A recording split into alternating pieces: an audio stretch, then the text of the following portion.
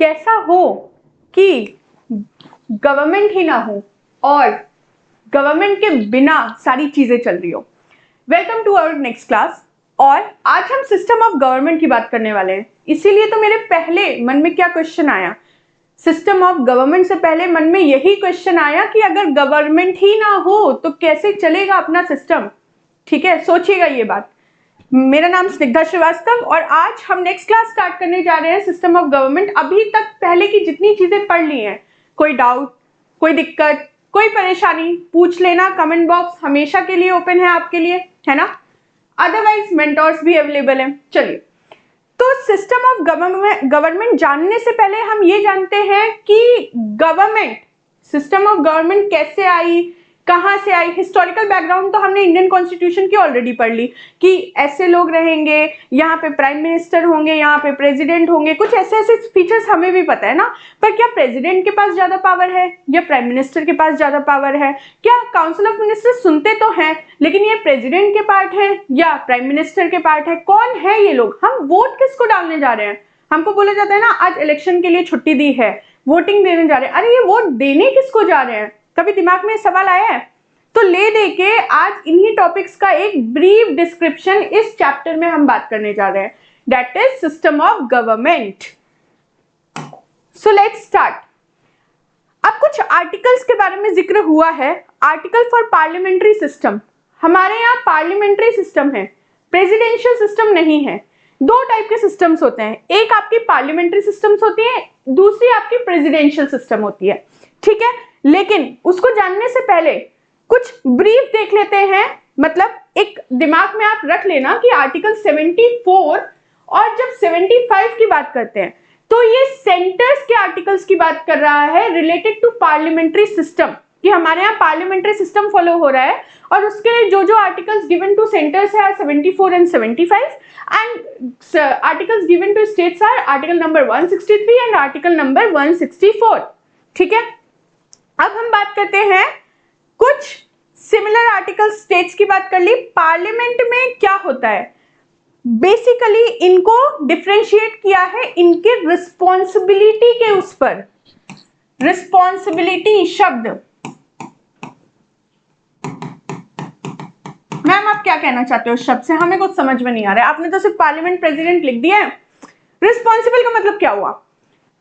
Parliament में executive is responsible to legislature. Ma'am ये executive legislature ये कौन होते हैं? ये तो हम पहली बार सुन रहे हैं। खैर पहले लिख लेते हैं, executive is responsible to legislature. ठीक है, और यहां पे नॉट रिस्पॉन्सिबल, ये सबसे मेजर फर्क है पार्लियामेंट में, पार्लियामेंट्री डेमोक्रेसी होने में और presidential type of government system होने में। ठीक है, मेजर डिफरेंस। हम रिस्पॉन्सिबिलिटी की बात करते हैं। तो अब जैसे देखो, हम पहली बात तो हमने ये जो पार्लियामेंट्री सिस्टम लिया है ना, ये हमने ब्रिटेन से लिया हुआ है। तो ब्रिटेन में एक हाउस ऑफ कॉमन्स और हाउस ऑफ लॉर्ड्स होता है। आपने यहाँ सुने होंगे ना, राज्यसभा होता है, लोकसभा होता है। तो लोकसभा लोअर हाउस को बोलते हैं, राज्यसभा थोड़े अपर हाउस को बोलते हैं। उसी तरीके से वहां पे हाउस ऑफ कॉमन्स होता है। कॉमन मतलब कॉमन लोग, तो उस तरीके से याद करो। जब हम हाउस ऑफ कॉमन्स की बात करते हैं तो it means house of Lok Sabha, lower class. लेकिन जब हम हाउस ऑफ लॉर्ड्स की बात करते हैं, लॉर्ड मतलब ऊपर की बात कर रहे हैं, अपर हाउस की बात कर रहे हैं, हम राज्यसभा की बात कर रहे हैं।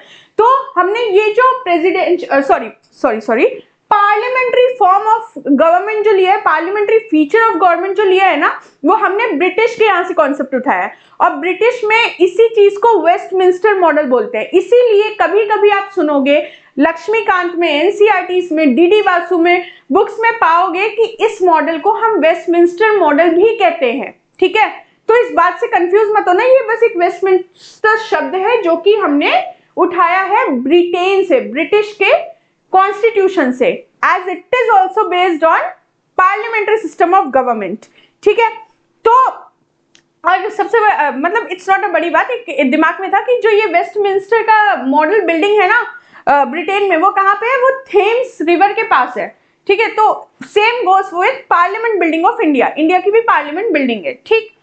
तो अब देखो क्या, इसको समझने से पहले हम कुछ समझ लेते हैं कि एग्जीक्यूटिव क्या होता है, लेजिस्लेचर कौन होता है, ठीक है, how executive is responsible to legislature, समझना पड़ेगा ना इसको समझने से पहले। तो एक ब्लैंक पेज पे चलते हैं। सपोज करते हैं यहाँ पे कुछ हम जैसे लोग हैं, ठीक है, हम जैसे लोग मतलब वी द कॉमन पीपल्स, और हमको वोटिंग की छुट्टी मिल गई कि चलो भैया आज हमें चलना है वोट डालने, ठीक। हम लोग चल गए वोट डालने। अब हम कौन हुए, we the people of India, we the people of India, ये सब लोग बोलते हुए नारा गाते हुए चल रहे हैं। हम कौन है, हम क्यों वोट डालने जा रहे हैं, हमें कैसे अलाउ हुए, because we the people of India. और ये जो we the people of India शब्द लिखा है, इसके बारे में हमने पहले भी पढ़ लिया है, ये प्रीएम्बल में इसका जिक्र हुआ है। प्रीएम्बल की पहली ही लाइन कहती है we the people of India are going for giving votes. ये कहां जा रहे हैं, ये वोट्स देने जा रहे हैं। क्या ये वोट्स डायरेक्ट प्रेसिडेंट को देते हैं, क्या ये लोग वोट डायरेक्ट प्रेसिडेंट को देते हैं, या क्या ये डायरेक्ट वोट प्राइम मिनिस्टर को देते हैं, बताओ।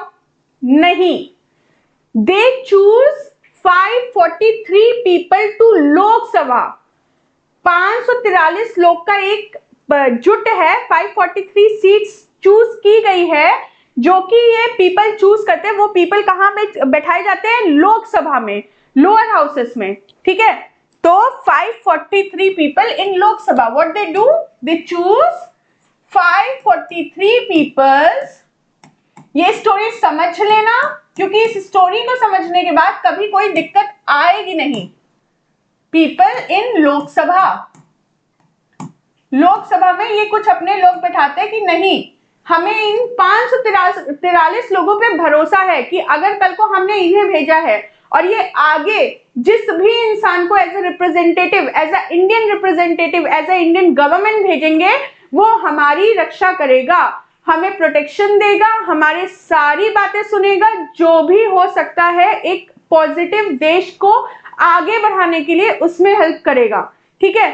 तो हम एक रिप्रेजेंटेटिव चूज कर रहे हैं via voting. These votes goes to 543 peoples in the Lok Sabha. These Lok Sabha are the lower house of the parliament.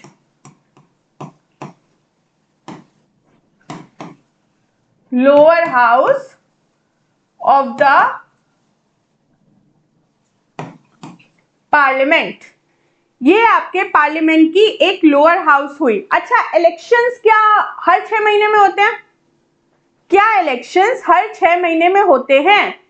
No, आपको भी पता है हर 5 साल में इलेक्शंस होते हैं। कब होते हैं? In every 5 years elections will be held, पता है चीज।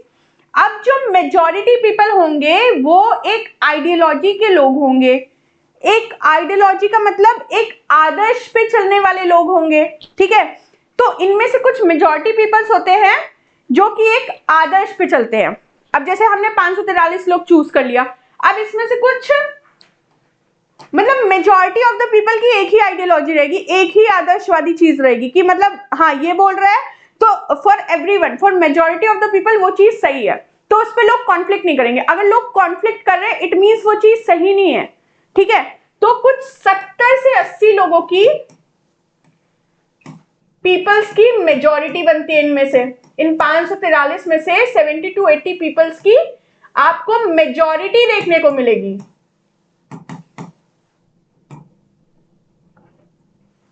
ठीक है। कुछ 70 से 80 पीपल की मेजॉरिटी देखने को मिलेगी जो कि एक सिंगल आइडियोलॉजी पे होंगे, सिंगल आदर्शवादी पे होंगे। ये लोग क्या करेंगे, ये एक कॉम फॉर्म करेंगे। कॉम, कॉम का मतलब these 70 to 80 peoples form council of ministers. क्या फॉर्म करेंगे? Council of ministers headed by the prime minister. जब एक क्लास होती है 70 से 80 बच्चों की और उसमें एक बोलते हैं कि अब आप अपना मॉनिटर चूज कर लो, होता था ना बचपन में, तो बच्चे कहते हैं हाँ हम शिवानी को बनाएंगे, हम वैष्णवी को बनाएंगे, हम सिमरन को बनाएंगे, हम पीयूष को बनाएंगे, ऐसे करके बच्चे चूज करते थे कि यही मॉनिटर बनेगा हमारी क्लास का। और जिसको नंबर ऑफ वोट ज्यादा मिलते थे या जिसके लिए सिंगल आइडियोलॉजी सबकी सेट रहती थी कि ये हमारी क्लास की देखभाल करेगा, हमें टीचर से बचाएगा, हमें मार खाने से बचाएगा, he will be our monitor. Same goes with the council of ministers. यहां से हमने क्या निकाला, council of ministers, and these council of ministers were headed by the monitor. Who is the monitor here? Who is the monitor here? Headed by the Prime Minister. Prime Minister is the monitor of our India. Correct?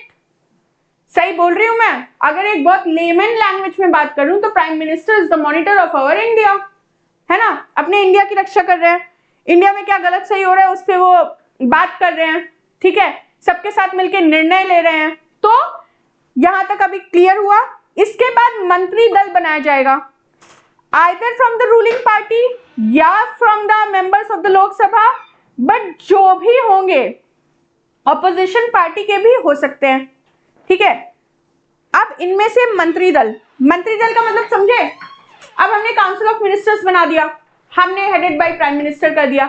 अब मेरे prime minister सोचेंगे कि भैया हम तो हर जगह घुस के बात नहीं कर सकते, हम डिफेंस मिनिस्ट्री में जाके नहीं देख सकते कि क्या हो रहा है ना, हम फॉरेन मिनिस्ट्री में जाके नहीं देख सकते क्या हो रहा है, ठीक। हम और कौन कौन सी है, जैसे आप बहुत सारे एग्जांपल्स ले लो, पंचायत में हम जाके देख नहीं सकते क्या हो रहा है, जो लोकल गवर्नेंस की बात कर रहे हैं हम वहां पे नहीं जाके देख सकते क्या हो रहा है। जो अलग अलग टाइप की मिनिस्ट्रीज है उसका भी हमें किसी ना किसी को हेड बनाना होगा। जैसे हम डिफेंस मिनिस्टर बना देते हैं, हम फॉरेन मिनिस्टर बना देते हैं, ठीक है। हमें ऐसे ऐसे मिनिस्टर्स एलोकेट करने होंगे जो अपनी जगह की छोटी छोटी जुट बनाएंगे, और जब भी प्राइम मिनिस्टर किसी से क्वेश्चन करेगा तो आंसरेबल कौन रहेगा? उस जुट का हेड। कौन आंसरेबल रहेगा? उस जुट का हेड। तो जब ये हो जाता है, council of ministers headed by the prime minister जब बन जाते हैं, तो इनका काम क्या होता है? इनका काम होता है कि अब ये डिफरेंट टाइप की पोर्टफोलियो सेट करें। पोर्टफोलियोज का मतलब क्या हुआ? मंत्री दल बनाएंगे, ठीक है। और ये मंत्री दल जरूरी नहीं है कि ये लोकसभा के ही हो, ये आपके कहां के हो सकते हैं, ये आपके राज्यसभा के भी हो सकते हैं, लोकसभा के भी हो सकते हैं, ऑपोजिशन पार्टी के भी हो सकते हैं, ये मंत्री दल कहीं के भी हो सकते हैं, ठीक है। तो मैं इसके आगे लिख देती हूं, इसके आगे कहानी चलेगी, देख लो बच्चों, इसके आगे कहानी चलेगी। मैं नेक्स्ट पेज पे लिख देती हूं कि council of ministers headed by prime minister क्या बनाने जा रहे हैं? मंत्री दल। ये लोग मंत्री दल बनाएंगे, पोर्टफोलियोज एलोकेशन होगा, पोर्टफोलियोज एलोकेशन होगा,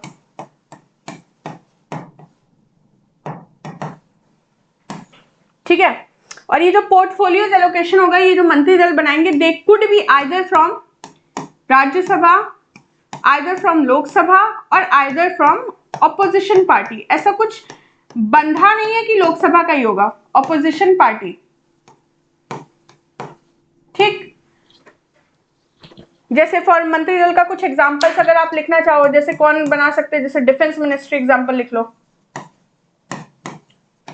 ministry of health and welfare, minister of health and welfare,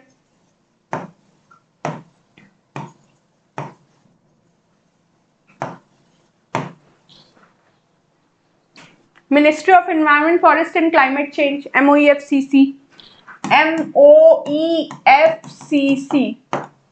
इसका मतलब क्या हुआ MOEFCC का? Ministry of environment forest and climate change. तो ऐसे मैंने कुछ मिनिस्टर्स लिख दिए हैं जिसकी अलग अलग पोर्टफोलियो सेट होगी, और जब भी प्राइम मिनिस्टर को जवाबदेही देना होगा तो ये लोग जवाबदेही देंगे, ठीक है, ये लोग जवाबदेही देंगे। चलो यहां तक हमें कहानी समझ में आई कि अभी तक हमने क्या किया? काउंसिल ऑफ मिनिस्टर्स बना दिया which is headed by the prime minister. अभी जो 70 से 80 लोग हैं इनके पास कॉन्फिडेंस होगा, दे हैव कॉन्फिडेंस, ठीक, of these left over from 543 peoples. जो ये 543 में से जो लोग निकले हैं ना, 70-80 लोग, इनके पास सबकी मेजॉरिटी कॉन्फिडेंस होगी, ठीक है। और ये कॉन्फिडेंस पे टेस्ट भी किए जाएंगे, जो आपका फ्लोर टेस्ट आपने सुना होगा एक, ये टेस्ट के बारे में तो हम आगे भी बात करेंगे।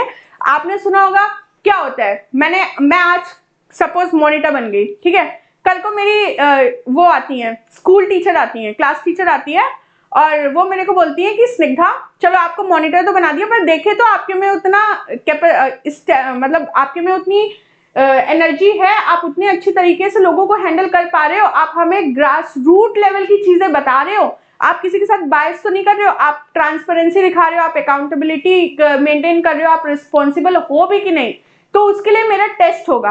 अब हो सकता है किसी दिन टीचर ने मेरे को नहीं बताया, किसी 2 बच्चे को उन्होंने क्लास में बोल दिया कि इस लड़की पर, इस मॉनिटर पे आज नजर रखना, बताना क्या कोई ये गलत चीज कर रही है क्या, तो वो नोट डाउन करके मुझे बताना। तो ये मेरा एक टाइप का टेस्ट हो रहा है कि मैं इस काम के लिए सक्षम भी हूं कि नहीं, कैपेबिलिटी मेरी देखी जा रही है। Same goes with the council of ministers, इनको मेजॉरिटी तो मिली जब ये काउंसिल ऑफ मिनिस्टर्स बने, लेकिन क्या ये काउंसिल ऑफ मिनिस्टर्स बने रहेंगे, इसके लिए इनको समय समय पर टेस्ट देना पड़ता है। फॉर एग्जाम्पल फ्लोर टेस्ट, ठीक है। अब वो किस किस टाइप के टेस्ट है, क्या क्या टाइप के टेस्ट है, हम उस पर बाद में बात करेंगे जब इसकी क्लास होगी मेजर, जो हम इन्हीं की क्लास के बारे में जब बात करेंगे तो तब उसकी बात करेंगे, ठीक है। और इन्हीं में से निकल के आता है, इन्हीं में से निकल के आते हैं, इन 70-80 लोगों में से executive, these are part of executive also, these are also the part of executive also। तो क्या मैं कह सकती हूं कि पार्लियामेंट की कोख से, पार्लियामेंट के पेट से आपका एग्जीक्यूटिव भी निकल रहा है, पार्लियामेंट के कोख से, पार्लियामेंट के पेट से आपका एग्जीक्यूटिव जन्म ले रहा है। क्या मैं चीजें बोल सकती हूं, पार्लियामेंट क्या हुआ, लोकसभा हुआ, राज्यसभा हुआ, इन्हीं में से इन जो 70-80 बैठाए गए हैं, इनके में से निकल के एग्जीक्यूटिव आ रहा है। तो क्या वो पार्लियामेंट के कोख से जन्म ले रहा है, ले रहा है। इस बात को नोट कर लो दिमाग में, आंसर्स में लिख के मत आना, ये चीज सिर्फ समझाने के लिए बता रही हूं ताकि आप अपने आंसर्स खुद फ्रेम करो, किसी टॉपर से, किसी के चोरी वाले नहीं, अपने दिमाग दौड़ाओ और फिर आंसर्स फ्रेम करो। तो हम आगे लिखते हैं, चलो नोट डाउन करते रहो या समझते रहो। ये 70-80 जो पीपल्स निकले of LS, LS means Lok Sabha, इनके मेजर पार्ट से कौन जन्म ले रहा है, executive, executive born from the parliament only, executive born from the parliament only, ठीक है।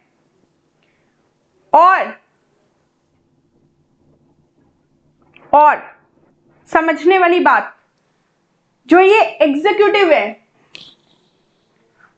हम नहीं बोलते इसको एग्जीक्यूट कर दो यार, इसको एग्जीक्यूट कर दो। लेजिस्लेचर क्या हुआ, लेजिस्लेचर मींस लॉ बनाना, एग्जीक्यूटिव मींस एग्जीक्यूट करना। तो लेजिस्लेचर जो होते हैं, अभी जो ये लेजिस्लेचर है, ये क्या करेंगे, ये जो 70-80 लोगों में से जो बच गए लेजिस्लेचर्स हैं, ये कुछ लॉ को फ्रेम करेंगे। ये कहेंगे कि ये लॉ सही है, ये लॉ गलत है, ऐसा है, वैसा है, कुछ कुछ अपनी बातें कहेंगे। कभी कभी राज्यसभा के पास चीजें जाएंगी, कभी कभी राज्यसभा से बिल इनिशिएट होगा, कभी कभी लोकसभा से इनिशिएट होगा, दोनों बिल जाएगा, आपस में मिलेगा। ज्वाइंट सिटिंग का प्रावधान है तो ज्वाइंट सिटिंग होगी। For an example ordinary bill, अगर ज्वाइंट सिटिंग का प्रावधान नहीं है तो नहीं होगा। For an example constitutional amendment bill, constitutional amendment bill के बारे में हमने ऑलरेडी बात कर ली है, ठीक है। तो क्या होगा, ऐसे करके बिल्स पास होंगे, प्रेसिडेंट के पास जाएंगे। इफ इन केस प्रेसिडेंट ने एसेंट दे दिया तो आपका बिल पास हो जाएगा, और प्रेसिडेंट के एसेंट देने के बाद जब ये बिल पास हो जाएगा तो उसको एग्जीक्यूट करवाने का काम, उसको लागू करवाने का काम, उसको हर जगह पे सिंप्लीफाइड तरीके से लाने का काम एग्जीक्यूटिव का होता है। They are to perform the execution of laws. Legislature are for framing the laws and what's the work of judiciary? Judiciary का काम क्या है, रिव्यू करने का, है ना। अगर कल को मैंने कुछ लिख दिया अपनी, फॉर सपोज मुझे एक क्वेश्चन लिखने को मिला, मैंने उसका आंसर लिख दिया, अब मैं अपने मन में सेटिस्फाइड हूं ये चीज सही है, जब तक मैं किसी करेक्ट अथॉरिटी से उस आंसर को चेक ना करवाऊं कि ये आंसर सही लिखा है कि नहीं लिखा है, जिसको उस आंसर के बारे में मुझसे ज्यादा ज्ञान है, तब तक मुझे कैसे पता चलेगा वो आंसर सही है कि नहीं सही है। तो उसके लिए आपको क्या करना पड़ता है, आपको किसी मेन अथॉरिटी बोल दो या जिससे आपको भरोसा है, जो आपके ऊपर एक गवर्न करती हुई बॉडी है। May be it's your class teacher, in case of class का एग्जाम्पल ले लो, may be it's your judiciary in case of example when we are taking of the whole as a India. तो आप judiciary का काम क्या है, क्या ये लॉ सही में सही काम कर रहा है, ठीक है, क्या इसमें कुछ नुआंसेस तो नहीं है, क्या इसमें कुछ ऐसी बातें तो नहीं लिख दी गई है कि हाँ जिससे कुछ ना कुछ हानि हो सकती है, कल को लोग इस पे किसी पॉइंट पे लड़ने आ जाएं, किसी पॉइंट पे कुछ कॉन्फ्लिक्ट हो जाए। तो जुडिशरी का काम ये सब होता है, चेकिंग करने का, चेक एंड बैलेंसेस का काम होता है जुडिशरी का, check and balances to review, judicial activism का काम होता है। ये जो भारी भरकम शब्द अभी लग रहे हैं ना, ये एक टाइम पे आपका एकदम फ्लो में जाएगा, ठीक है, एकदम बटर की तरह हो जाएगा। कब? जब हम ये जुडिशरी वगैरह चैप्टर्स एकदम अच्छे से कवर कर लेंगे, ठीक। तो अभी हम कहां पहुंचे, एग्जीक्यूटिव और लेजिस्लेचर अब हमने क्लियर कर लिया, ठीक। थोड़ा काउंसिल ऑफ मिनिस्टर्स की और थोड़ी सी बात कर लेते हैं, फिर हम प्रेसिडेंशियल फॉर्म ऑफ गवर्नमेंट में चलते हैं, जो कि हमारे यहाँ का कोई लेना देना नहीं है। हमारे यहाँ पार्लियामेंट्री फॉर्म ऑफ गवर्नमेंट है इंडिया में, यूएस में भी, सॉरी ब्रिटेन में भी, यूएस में तो प्रेसिडेंशियल है। कुछ एग्जांपल्स जो और कंट्री के उसके बारे में हम थोड़ा ध्यान रखेंगे, आगे बात करते हैं उसके बारे में। थोड़ा सा काउंसिल ऑफ मिनिस्टर्स के बारे में बात कर लेते हैं, ठीक है। इनके बारे में तो वैसे विस्तार में इन्हीं की क्लासेस पे बात होंगी, बट अभी जब हमने शुरू किया ही है तो काउंसिल ऑफ मिनिस्टर्स की बात करते हैं। एक काउंसिल ऑफ मिनिस्टर्स के बहुत ही फेमस लाइन है, वो ये लाइन है कि they are swim and sing together, swim and sing together, तैरते भी साथ में है और डूबते भी साथ में है। अब देखो कैसे, मैंने बोला स्विम प्लस सिंग टुगेदर,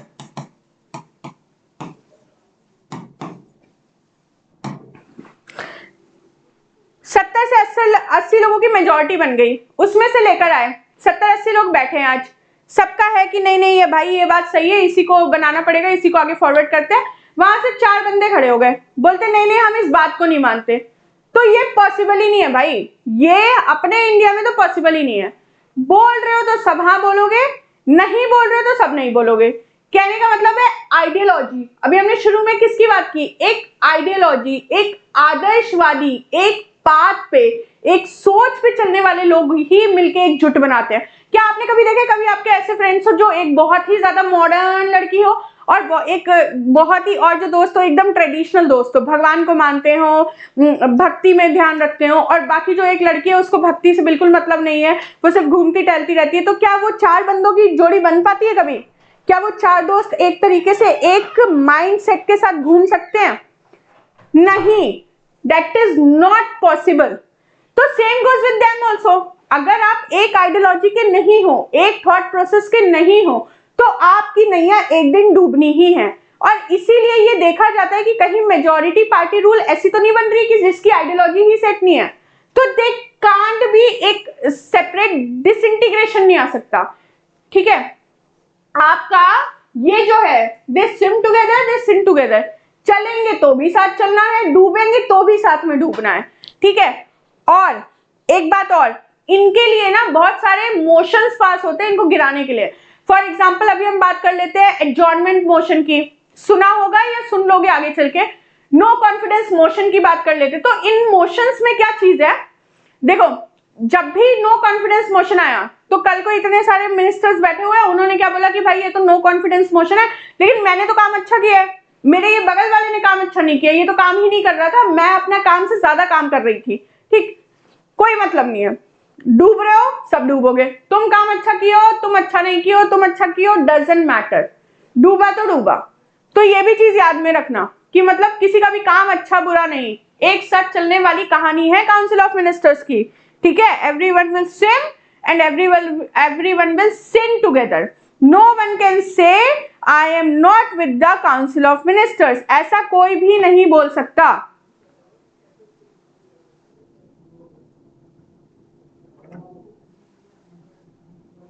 ठीक है। कहानी समझ में आई यहां तक की? चलो, नो कॉन्फिडेंस, जैसे अभी मैंने एग्जांपल दिया, अगर नो कॉन्फिडेंस मोशन पास हो जाता है then all will sing together no matter who does good work or who doesn't। अब हम प्रेसिडेंशियल फॉर्म की बात कर लेते हैं। पार्लियामेंट्री फॉर्म की तो हमने बहुत ज्यादा बात कर ली। हाँ, जब हम प्रेसिडेंशियल फॉर्म ऑफ गवर्नमेंट की बात करते हैं तो इसमें आपको क्या याद रखना है, पहली बात तो हमने जो कैटेगराइजेशन किया था वो इस बेसिस पे किया था कि रिस्पॉन्सिबल गवर्नमेंट का कोई भी कॉन्सेप्ट नहीं होता है प्रेसिडेंशियल फॉर्म ऑफ गवर्नमेंट में। तो जब भी हम प्रेसिडेंशियल और पार्लियामेंट्री फॉर्म में कैटेगराइजेशन करते हैं तो उसके कैटेगराइजेशन का जो मेन थीम रहता है, जो मेन चीज रहता है वो यही रहता है, रिस्पॉन्सिबिलिटी के बेसिस पे कैटेगराइजेशन कर रहे हैं। In the parliamentary form there is, in the presidential form there is no form, no type of responsibility. Executive is not at all responsible to the legislature. ठीक है? Apart from this, no relation between, there is also no relation between executive and legislature. When there is no responsibility also, then there is no relations also. Therefore it is also called as non-responsible government. Back to the slides. Where it is. Wait. Yeah, so this is also called as presidential government, is also known as non-responsible government. Non-responsible government. I hope यहां तक चीजें समझ में आ रही होंगी। ठीक है, अब आप बोलोगे कि जब यहाँ पे नॉन रिस्पॉन्सिबल गवर्नमेंट है तो डिसाइड कौन करता है, मतलब जैसे हमारे यहाँ तो लोकसभा बन गई, फिर लोकसभा से कॉम निकली, कॉम से पीएम निकले, पीएम से लेजिस्लेचर, एग्जीक्यूटिव, जो भी फलाना जो भी निकला, आगे जैसे निकला, पोर्टफोलियोज बने, ऐसा हुआ वैसा हुआ, वो सब डिसाइडेड है। लेकिन फिर what in case of this presidential form of government, यहाँ पे देखो क्या होता है, इलेक्टोरल कॉलेज बनता है। इलेक्टोरल कॉलेज बनता है। अच्छा, इलेक्टोरल कॉलेज का मतलब क्या हुआ? इलेक्टोरल कॉलेज का मतलब ये होता है कुछ 12 से 15 लोग डिसाइड होते हैं आपस में, ठीक है, कि ये 12 से 15, मतलब एक एग्जांपल दे रही हूँ, 12 से 15, ये कुछ numbers of N numbers of people decide होते हैं, वो N numbers of decide that country करती है, और जो वो एन नंबर्स ऑफ डिसाइड होते हैं उनको इलेक्टोरल कॉलेज बोलते हैं, क्योंकि वो इलेक्टोरल कॉलेज क्या करते हैं, वो वहां के प्रेसिडेंट को सिलेक्ट करते हैं कि हाँ हमारा प्रेसिडेंट, हमारा राष्ट्रपति ऐसा होगा। ठीक, तो वो हम इलेक्टोरल कॉलेज बनाते हैं प्रेसिडेंशियल फॉर्म ऑफ गवर्नमेंट में। ठीक है,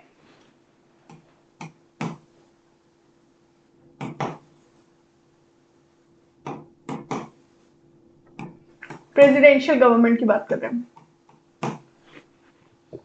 तो यहां पे हमने इलेक्टोरल कॉलेज बनाया, जनता decide who will be executive and who will be legislature. जनता will decides who will be executive and who will be legislature. तो यहाँ पे ऐसा कोई बांध नहीं है कि हाँ यही होगा। तो ये चीज, ये मेन डिफरेंस आप याद रखना। प्रेसिडेंशियल फॉर्म ऑफ गवर्नमेंट का मतलब क्या हुआ, एक चीज बहुत अच्छे से याद रख लो, इसको डायग्राम बना भी लो, क्योंकि डायग्राम बनाओगे तो आपको बहुत अच्छे से याद रहेगी। Executive separable to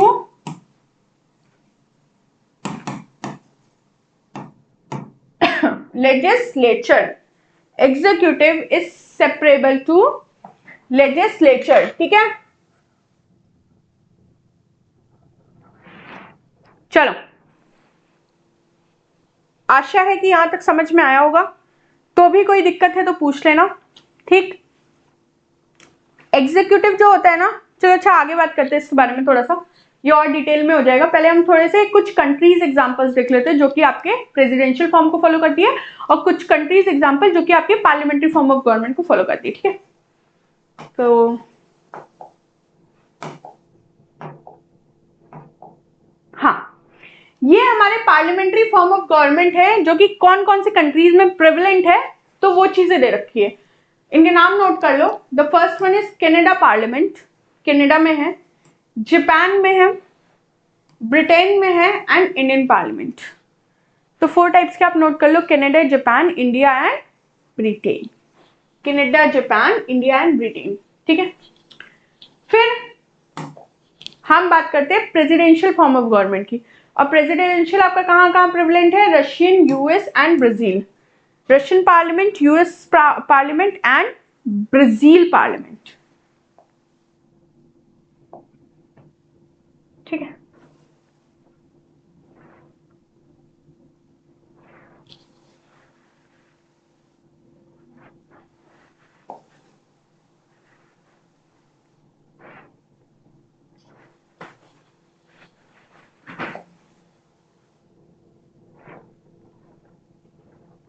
just wait guys, एक सेकेंड।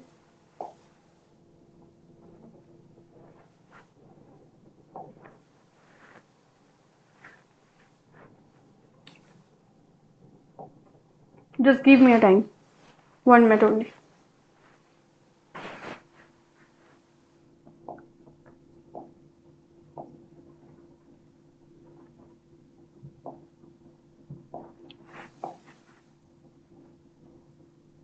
ठीक है, तो यहां तक की चीजें अभी आपको समझ में आई?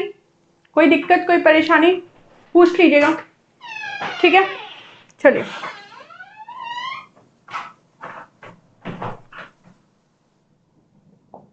चलो, तो हम कहां पर थे? पार्लियामेंट्री फॉर्म ऑफ गवर्नमेंट पढ़ लिया था हमने, और हम प्रेसिडेंशियल फॉर्म ऑफ गवर्नमेंट पढ़ रहे थे। और इसमें 3 कंट्रीज का मेन जिक्र हुआ है। वो कंट्रीज आपका रशियन पार्लियामेंट है, यूएस पार्लियामेंट है, and the third one is Brazil parliament. ठीक है, अब देखो, executive is constitutionally independent of the legislature in respect of its term in the office. समझ में आया? Executive head of the state होता है, is constitutionally independent of the legislature in terms of its term in the office. Executive, ये मैं presidential की बात कर रही हूँ, प्रेसिडेंशियल खुला है। तो एग्जीक्यूटिव जो होता है वो इंडिपेंडेंट होता है, उसका लेना देना नहीं होता है लेजिस्लेचर से in terms of its office. Office में कितने दिन है, मतलब क्या टेन्योर है उसका, वो डिपेंड नहीं करता है लेजिस्लेचर पर। हाउस ऑफ रिप्रेजेंटेटिव्स और हाउस ऑफ सीनेट, 2 शब्द यूज किया जाता है, हाउस ऑफ रिप्रेजेंटेटिव और house of senate. In case of USA, senate का मतलब क्या हुआ? House of Lord. House of Lord, house of senate का मतलब क्या हुआ कि हम अपर हाउस की बात कर रहे हैं, हम राज्यसभा की बात कर रहे हैं। लेकिन हाउस ऑफ रिप्रेजेंटेटिव मतलब हम हाउस ऑफ कॉमन्स की बात कर रहे हैं, हम हाउस ऑफ लोअर हाउसेस की बात कर रहे हैं, हम हाउस ऑफ लोकसभा की बात कर रहे हैं। ठीक है, तो अंतर समझ में आया? तो रिप्रेजेंटेटिव और सीनेट जब यूज करेंगे शब्द, तो ये यूएसए के कंटेक्स्ट में यूज करेंगे। ठीक है, जैसे हमारे यहाँ पार्लियामेंट बोला जाता है, वैसे यूएसए में इसी सेम चीज को क्या बोला जाता है? कांग्रेस। ठीक,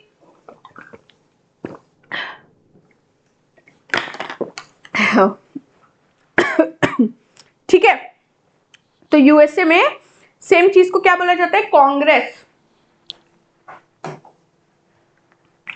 parliamentary form of government, executive is responsible to the legislature for its policies and acts. मैंने इसमें पूरी की पूरी कहानी समझा दी है।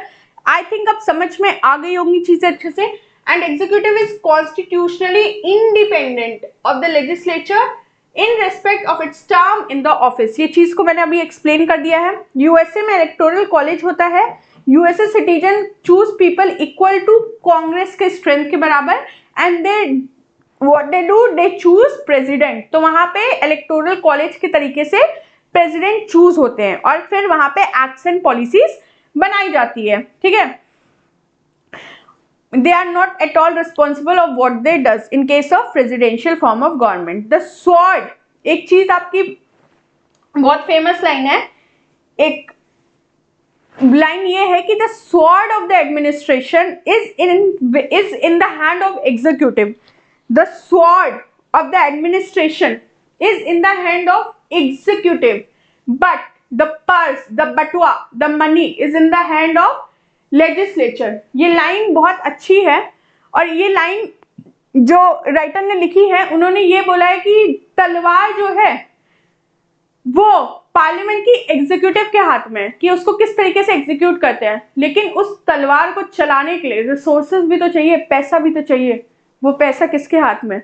वो पैसा लेजिस्लेचर के हाथ में है। तो याद रखना, the sword of the administration is in the hand of legislature, executive, but the purse of the administration, the resources of the administration is in the hand of legislature.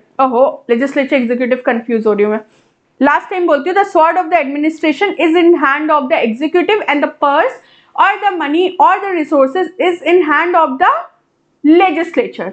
ठीक है, काम करवाने की छड़ी किसके हाथ में है? लेजिस्लेचर के हाथ में है। ठीक है, अब हम थोड़ी सी बात कर लेते हैं कि आपने सुना होगा कैबिनेट। कैबिनेट शब्द क्या होता है? सुना होगा ना? What do you mean by cabinet? Council of ministers तो सुन लिया, अब इसके अंदर की कौन सी कहानी है? नहीं, कैबिनेट क्या बता रहे हो मैम, बताओ। देखो,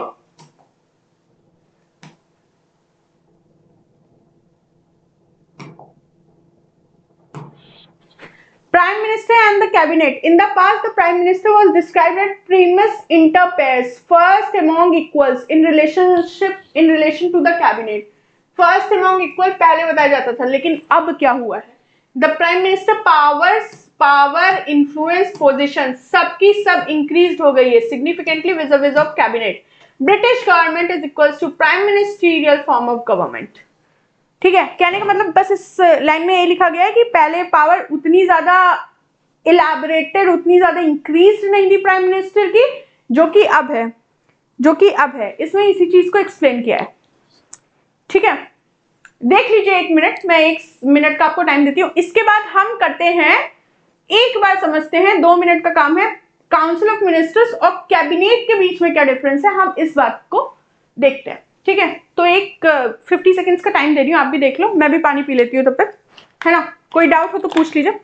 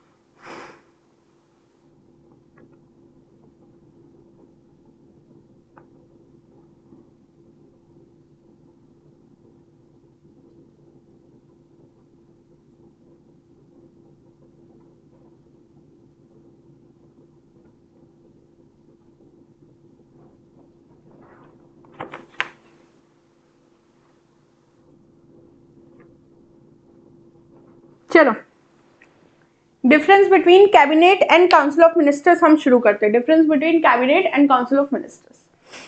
जब हम काउंसिल ऑफ मिनिस्टर्स की अभी इतनी सारी बात कर चुके हैं कि वो बड़ा सा गठबंधन होता है, नॉट गठबंधन, बड़ा सा एक जो ग्रुप होता है, उसको ग्रुप बोलो, काउंसिल्स ऑफ मिनिस्टर्स, पूरी की पूरी काउंसिल होती है और वो एक आइडियोलॉजी के साथ रहती है। उसी में से क्या होता है, कुछ कैबिनेट्स आते हैं, कुछ कैबिनेट, उन्हीं कैबिनेट में से प्राइम मिनिस्टर पोर्टफोलियोज डिसाइड करते हैं। जो अभी हम पोर्टफोलियोज की बात कर रहे थे, तो वो कैबिनेट मीटिंग होती। काउंसिल ऑफ मिनिस्टर्स तो बहुत बड़ा हो जाएगा। जब भी किसी इंपॉर्टेंट चीज पे डिस्कस करना होता है तो हम हर एक इंसान को नहीं बुला सकते ना। अगर सपोज मेरे बारे में कुछ डिस्कस करना हो तो किसको बुलाएंगे? मेरे मैनेजर को। मेरे पेरेंट्स की बात करें तो मेरे पेरेंट्स को। जहां आपकी अथॉरिटी सबसे, अगर इफ इन केस मेरे बच्चे के बारे में बात करना है तो मुझे बुलाएंगे। जो सबसे बड़ी अथॉरिटी होती है उसको बुलाया जाता है, ताकि आप अथॉरिटी को समझा दो और अथॉरिटी अपने नीचे वाले जितने भी लोग होंगे उनको बता देंगी कि हाँ, अब प्लान ऐसा चेंज हुआ है या प्लान को इस तरीके से एग्जीक्यूट करना है। तो कैबिनेट जो होता है एक बहुत ही इंपॉर्टेंट बॉडी होती है, जो कि बहुत ही स्पेशल पर्सन्स की होती है, जो आसपास प्राइम मिनिस्टर के ही रहती है। और इसमें जो एलोकेशंस होता है वो प्राइम मिनिस्टर करती है कि हाँ, ये हमारे कुछ कैबिनेट के इंपॉर्टेंट मिनिस्टर्स हैं, और जब हमारी इनसे मीटिंग्स होगी तो मैं आशा करता हूं या करती हूं कि ये लोग बहुत ही डेलिब्रेटिव तरीके से इस चीजों को अपने नीचे मतलब अपने जो नीचे अथॉरिटी काम कर रही है उसको, उन अथॉरिटीज को एक्सप्लेन करेंगे, ताकि चीजों को अच्छी तरीके से with full transparency, with full accountability चीजों को डिलीवर कर दिया जाए। समझ में आई मेरी कहानी? काउंसिल ऑफ मिनिस्टर्स से ही निकलते हैं कैबिनेट। तो आप ऐसा डायग्राम बना सकते हो, these are council of ministers and these comes cabinet. अब अच्छे से एक एक चीज के बारे में इनके चैप्टर्स में पढ़ेंगे, ठीक है, क्योंकि ये जस्ट एक इंट्रो है of the system of government का। तो अभी सब चीज सारी पोल पट्टियां खोल देंगे तो उसमें इंटरेस्ट नहीं आएगा, प्लस बहुत ज्यादा लेंदी हो जाएगा, है ना, इतना हम ग्रास्प भी नहीं कर पाएंगे। ठीक, तो प्राइम मिनिस्टर का इनके साथ डेली बेसिस पे उठना बैठना भी रहता है। ठीक है, पीएमओ, आपने जब कोई अगर आपका आईएएस वगैरह दोस्त होगा या कुछ आपके घर वाले होंगे मेन पोजीशंस पे होंगे तो देखते होंगे हमेशा बिजी। हर एक एक घंटे पे आपके कभी पीएमओ ऑफिस से कॉल आ रही है, कभी आपके किसी इंपॉर्टेंट मिनिस्टर्स की कॉल आ रही है, कभी किसी मीटिंग में जाना है, कभी कोई अर्जेंट काम आ गया, कभी रात ही में जा रहे हो, कभी एकदम अर्ली मॉर्निंग ही उठ रहे हो, कभी नींद ही नहीं पूरी है, इतने सारे टेंशन, इतनी सारी जिम्मेदारी, इतने सारे काम, ये सब कैसे हो रहे हैं? हाँ, ये प्राइम मिनिस्टर्स के वही मेन मेंबर्स हैं जिनको दिन भर कॉल, दिन भर काम, दिन भर चीजें चली रहती हैं उनके साथ। तो ऐसे आईएएस नहीं बनते हो। आईएएस बनने के लिए भी एक दिमाग की भी जरूरत होती है कि दिमाग में इतना लेके चलो कि इतना काम मिलेगा, इतनी रिस्पॉन्सिबिलिटी मुझे दी जा रही है तो कुछ सोच के दी जा रही है। मैंने 3 स्टेज पेपर क्लियर किया है, तो आईएएस सिर्फ ऐसे नहीं बन जाते कि नहीं देख ली मैंने 4 रील और अब मुझे आईएएस बनना है। नहीं, अगर आपको आईएएस बनना है तो आपको आईएएस बनने के आगे की भी कहानी पता होनी चाहिए। सिर्फ फिल्मी दुनिया नहीं होती है, बहुत स्ट्रगल, बहुत मेहनत की जरूरत होती है। खैर, इस पे तो बहुत लंबी क्लास चली जाएगी, इस पर मैं डिस्कस नहीं करूंगी, रोज ही कर लेती हूँ मैं 1-2 मिनट। आप खुद ही समझदार हो, खुद ही आपने अच्छा पाथ चूज किया है, ठीक है। मैं चाहूंगी मेरे सारे बच्चों का पेपर क्लियर हो, हाँ, बट मेहनत जरूर करना। अगर इफ इन केस किसी का पेपर नहीं भी निकलता है तो कभी उसको आगे चल के इस बात का अफसोस ना हो कि मैंने मेहनत नहीं की थी। हमेशा अफसोस इस बात का होना चाहिए कि मैंने मेहनत तो 110% की थी, शायद मेरी किस्मत ही चूक गई, ठीक है। तो कभी मेहनत पे अगर अफसोस कर दिया कि नहीं मेहनत ही मेरी कम थी, तो नहीं होगा। और एक बहुत अच्छी लाइन है, मेरे टीचर ने मुझे बोली थी कि जब भी, ठीक है, मेरे मैनेजर ने, मेरे टीचर ने मुझे बोली थी कि अगर कुछ अच्छा करना है लाइफ में, घिसी पिटी जिंदगी नहीं जीनी है, तो एक बार तो मेहनत जरूर करनी है और ताबड़तोड़ मेहनत करनी है। अब it's totally depend on you कि ये 20 से 30 साल में वो मेहनत कर दो, या फिर आगे चल के जब अपने बच्चे काएं सर पे रोएंगे या पेरेंट्स बुढ़े हो जाएंगे, उनको देखना है, उनकी मेडिसिन देखनी है, बीवी की सुननी है या पति की सुननी है या फिर बच्चों का सुनना है, जब उतना सारा सर पे लेथन लोगे तो तब मेहनत करोगे कि नहीं अब मैं इन सब दुनिया में नहीं जीना चाहती, मैं इस दुनिया से निकल के कुछ अच्छा करना चाहता हूँ, ये चाहती हूँ। तो वो दिन ना देखना पड़े, इसलिए बेटर है ये जो 20 से 30 साल की उम्र है इसी में कुछ कर लो और अच्छे से निकल जाओ। समझ रहे हो? मेरी बात को बहुत गौर से समझना और मेहनत करना शुरू कर दो। अभी भी टाइम है, अभी भी 8-9 महीना है, चक दे फट्टे। चलो लेट्स गो, आगे बढ़ते हैं। हम काउंसिल ऑफ मिनिस्टर्स में कैबिनेट तक की बात कर लिए थे। Features of the parliament and presidential system of government, इसी के अंदर का नेक्स्ट टॉपिक फीचर्स की बात करें, characteristics of home parliamentary and presidential system of government, ठीक है। आगे चले, चलो सबसे पहली बात की गई है पार्लियामेंट्री फॉर्म ऑफ गवर्नमेंट में और presidential form of government, nominal and real executive. Executive तो अब मैंने एक्सप्लेन कर ही दिया है, डिज्योरे एग्जीक्यूटिव प्रेसिडेंट को बोल रहे हैं और प्राइम मिनिस्टर को डिफैक्टो एग्जीक्यूटिव बोल रहे हैं। इसका मतलब क्या हुआ मैम, समझाएंगी थोड़ा कि आप बच्चों खुद समझ रहे हो?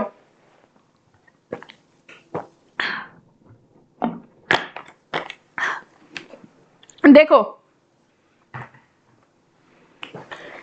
नॉमिनल और रियल एग्जीक्यूटिव, नॉमिनल मतलब नाम के लिए, नॉमिनल का मतलब क्या हुआ, नाम के लिए हमने एग्जीक्यूटिव बना दिया है, रियल मतलब काम इसी का है रियलिटी में, और prime minister is the real executive. De facto ऐसे याद कर लो, फैक्ट, सच बात बोल रहा है ये, फैक्ट, फैक्ट ऐसे याद करने के लिए, जस्ट याद करने के लिए।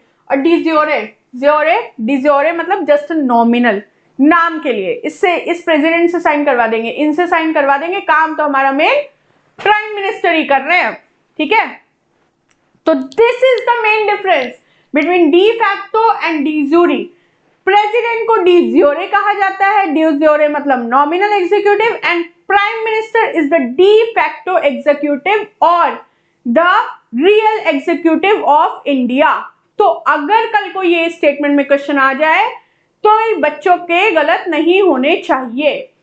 इसके बाद ये हेड ऑफ द स्टेट कहलाते हैं, लेकिन ये हेड ऑफ द गवर्नमेंट कहलाते हैं।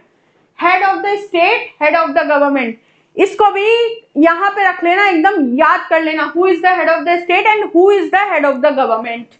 आर्टिकल 74 बात करता है कि council of ministers the headed by prime minister.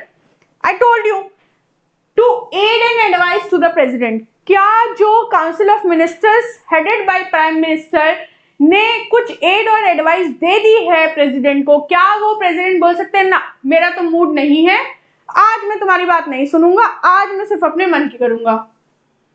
क्या ऐसा बोल सकते हैं? बताओ,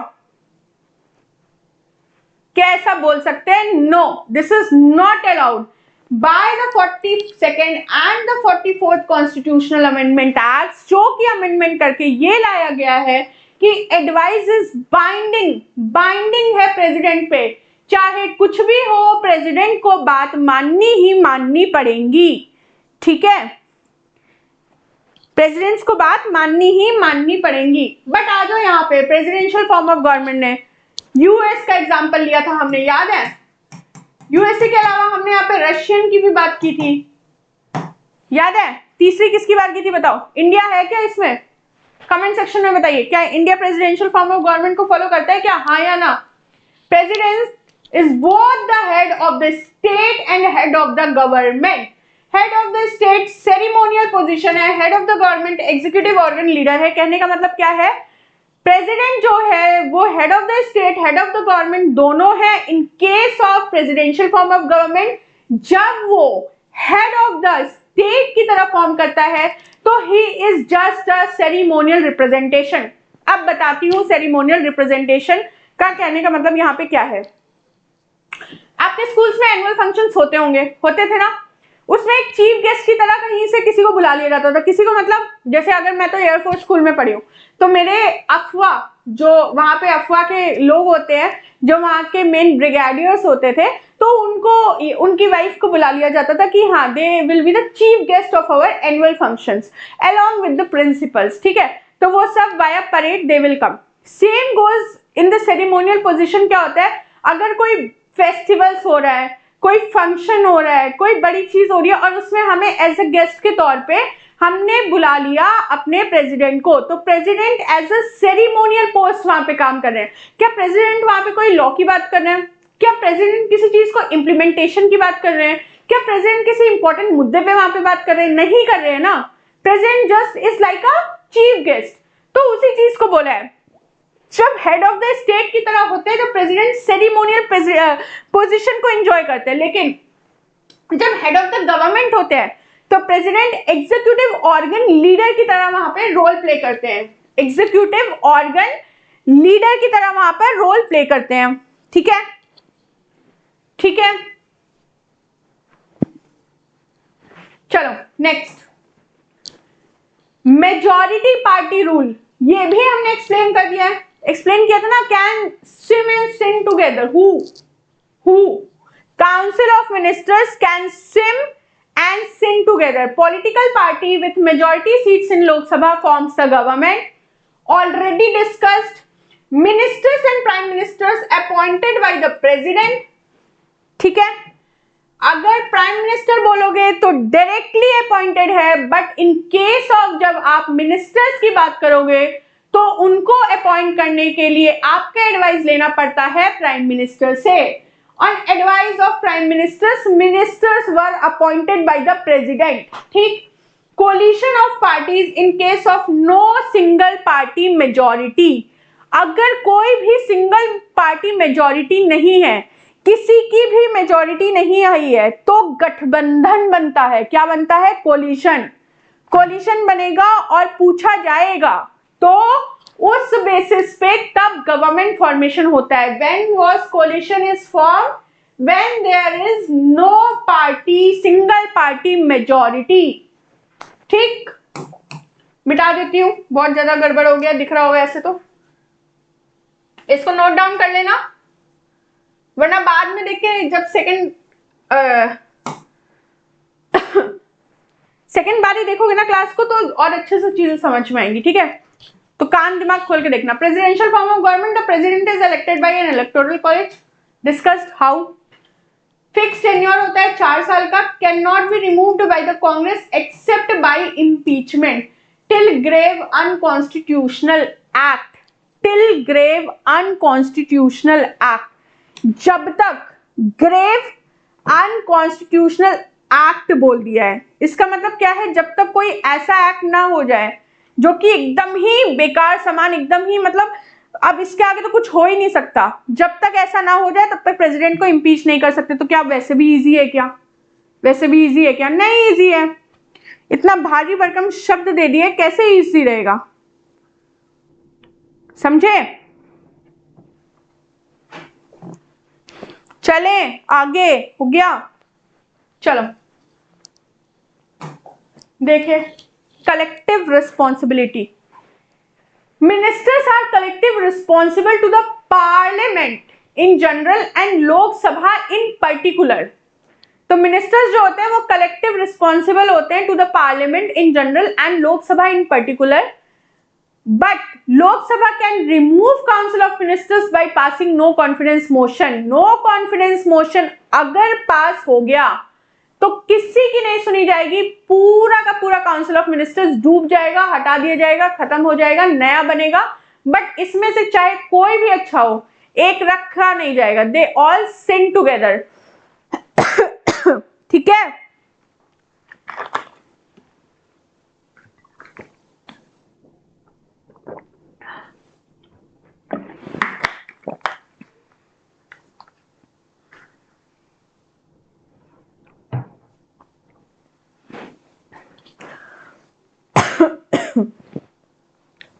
चलो आगे करते हैं। Political homogeneity, single party majority members of com from same political party, same ideology. Homogeneity का मतलब यही होता है कि होमो सेम, सेम चीजों पे, सही मुद्दे नहीं, सेम मुद्दे पे सोच रहे हो, और सेम मुद्दे पे, चलो मुद्दा उनका जो भी हो, लेकिन उस पे उनके जो परसेप्शंस हैं, जो उनके निकल के आ रहे हैं वो सेम हो, आइडियोलॉजी सेम हो। जब हम कोलिशन गवर्नमेंट की बात करते हैं, कॉम बाउंडेड बाय कंसेंसस। ठीक है? चलो, not responsible to the Congress. Congress मतलब पार्लियामेंट ऑफ यूएसए की बात कर रहे हैं। The president and his secretaries are not responsible to the Congress for their acts. They were not at all responsible to the Congress for their acts. ठीक है? समझ में आया?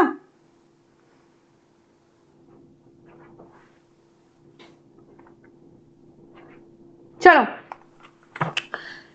कैबिनेट वहां पे भी है, not elected advisory body, selected and appointed by the president. These cabinets were selected and appointed by the president. In case of India, it is prime minister. Responsible only for him and removed by him. Responsible only to the president and removed by the president only. ठीक? Got it? Double membership. Ministers are members of both the legislature and executive. Ministers who is not a member of the parliament for a period of 6 consecutive months ceases to be a minister. देखो हमारे यहाँ scene क्या होता है, हमारे यहाँ ना legislature का भी पार्ट का बन सकता है, एग्जीक्यूटिव का भी पार्ट, सॉरी लोकसभा का भी, राज्यसभा का भी चलेगा।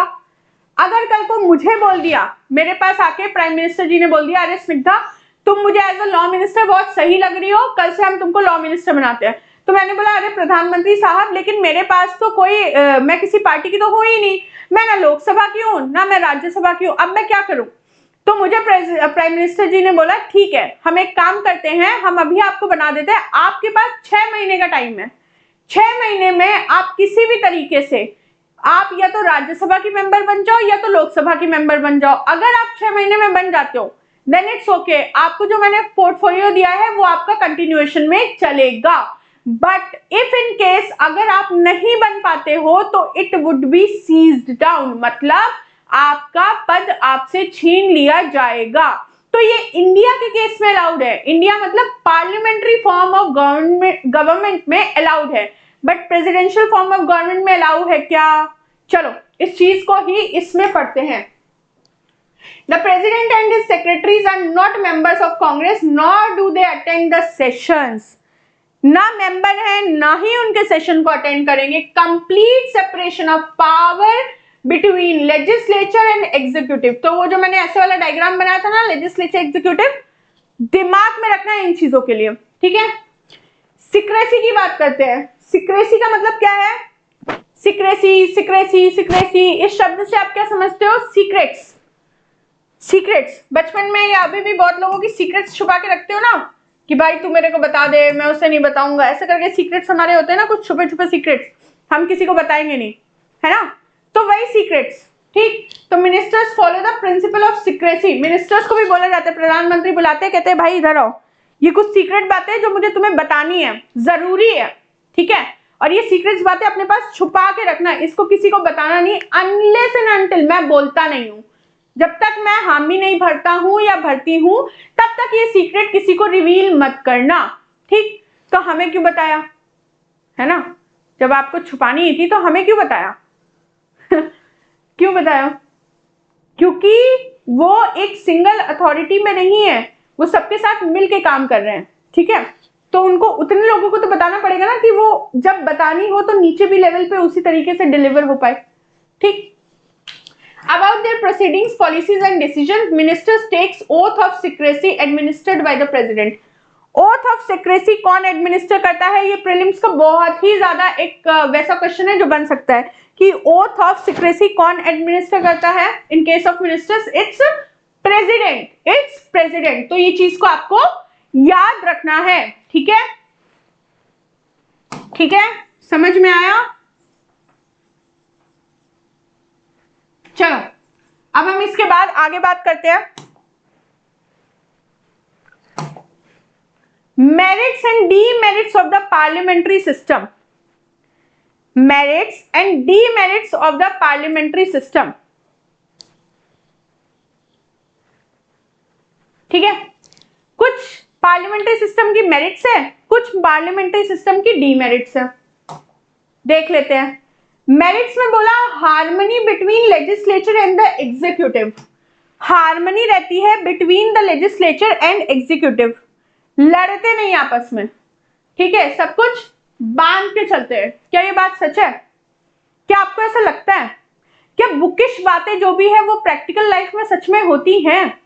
सोचना इस चीज के बारे में। खैर मुझे तो अकॉर्डिंग टू बुक ही पढ़ानी है तो मैं पढ़ा रही हूँ आगे, बट आप अपने राय जरूर देना इन चीजों पे, क्योंकि कहीं ना कहीं हमें आंसर्स तो जो लिखने हैं, लेकिन एक होता है ना माइंड थॉट, क्या है, क्या ये जो चीजें बुकिश लैंग्वेज है क्या ये एकदम एक्यूरेटली काम करती है, क्या देयर इज नो कॉन्फ्लिक्ट, क्या देयर इज पॉजिटिव हार्मनी, सोचना।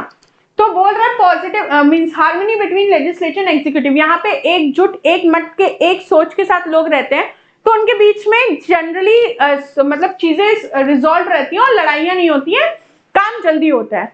Cooperation and interdependence among executive and legislature, cooperation maintain रहता है। Less dispute and conflict between two organs, disputes कम मिलते हैं। अब जब एक ही माँ के पेट से निकले हो तो एक ही आइडियोलॉजी रहेगी ना, वो माँ का पेट क्या है? पार्लियामेंट। यहाँ माँ कौन है? पार्लियामेंट। पेट से कौन से बच्चे निकले? एग्जीक्यूटिव लेजिस्लेचर, एग्जीक्यूटिव और लेजिस्लेचर, दो बच्चे हैं, ठीक है, ठीक है, समझ में आ रहा है। यहाँ पे बोल दिया डीमेरिट में अनस्टेबल गवर्नमेंट है। अरे अनस्टेबल गवर्नमेंट ये कैसे बोल दिया मैम आपने? अभी तो आप सब बता रहे हो 80-70 निकले, कौन कौन बना, ऐसा हुआ वैसा हुआ, कैसे अनस्टेबल कैसे हो गए? इतने 70-80 लोगों को एक साथ निकाल देंगे? हाँ हाँ मैम निकाल देंगे। कैसे निकाल देंगे? क्योंकि हमने ही यहाँ पर बात की थी स्विम और सिन टुगेदर की, और जब भी इनके टेस्ट की बात होती है कि हमें नहीं लगता कि ये सही से काम कर रहे हैं, इनका फ्लोर टेस्टिंग जब भी होता है तो क्या होता है वहां पर, अगर फ्लोर टेस्टिंग में नो कॉन्फिडेंस मोशन पास किया और अगर वो पास हो गया तो they will sin, they will got abolish, सबके सब खत्म हो जाएंगे। कुछ भी कर लो, कोई भी अच्छा काम कर लो। अनस्टेबल गवर्नमेंट में loses its majority due to no confidence motion, political defection और ब्रेकडाउन, वही बातें यहां पर लिखी गई हैं, ठीक है।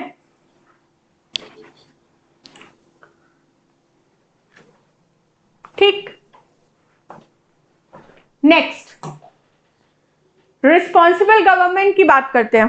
ठीक, तो जब हम रिस्पॉन्सिबल गवर्नमेंट की बात करते हैं तो ministers are responsible to the parliament. Ministers जो है आपके रिस्पॉन्सिबल किसको है? पार्लियामेंट को। Parliament exercises control over the ministers through the various devices, question hour, discussions, adjournment motion, no confidence motion etcetera.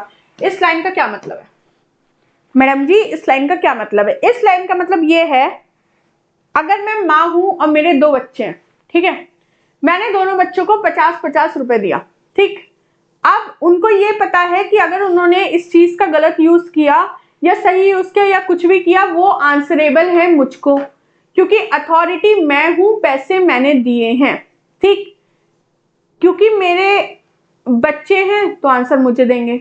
Same goes with the parliament. Parliament के कोख से निकले दो बच्चे हैं, वो आंसर किसको करेंगे? पार्लियामेंट को। वो आंसर किसको करेंगे? पार्लियामेंट को।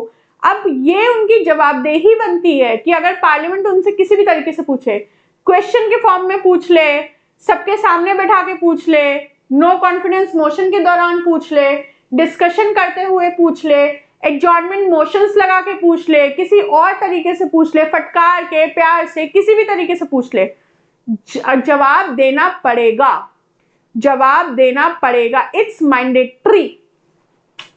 यहां पे क्या हो गया? डीमेरिट में no continuity of policies. Continuity of policies नहीं है मैम, कैसे?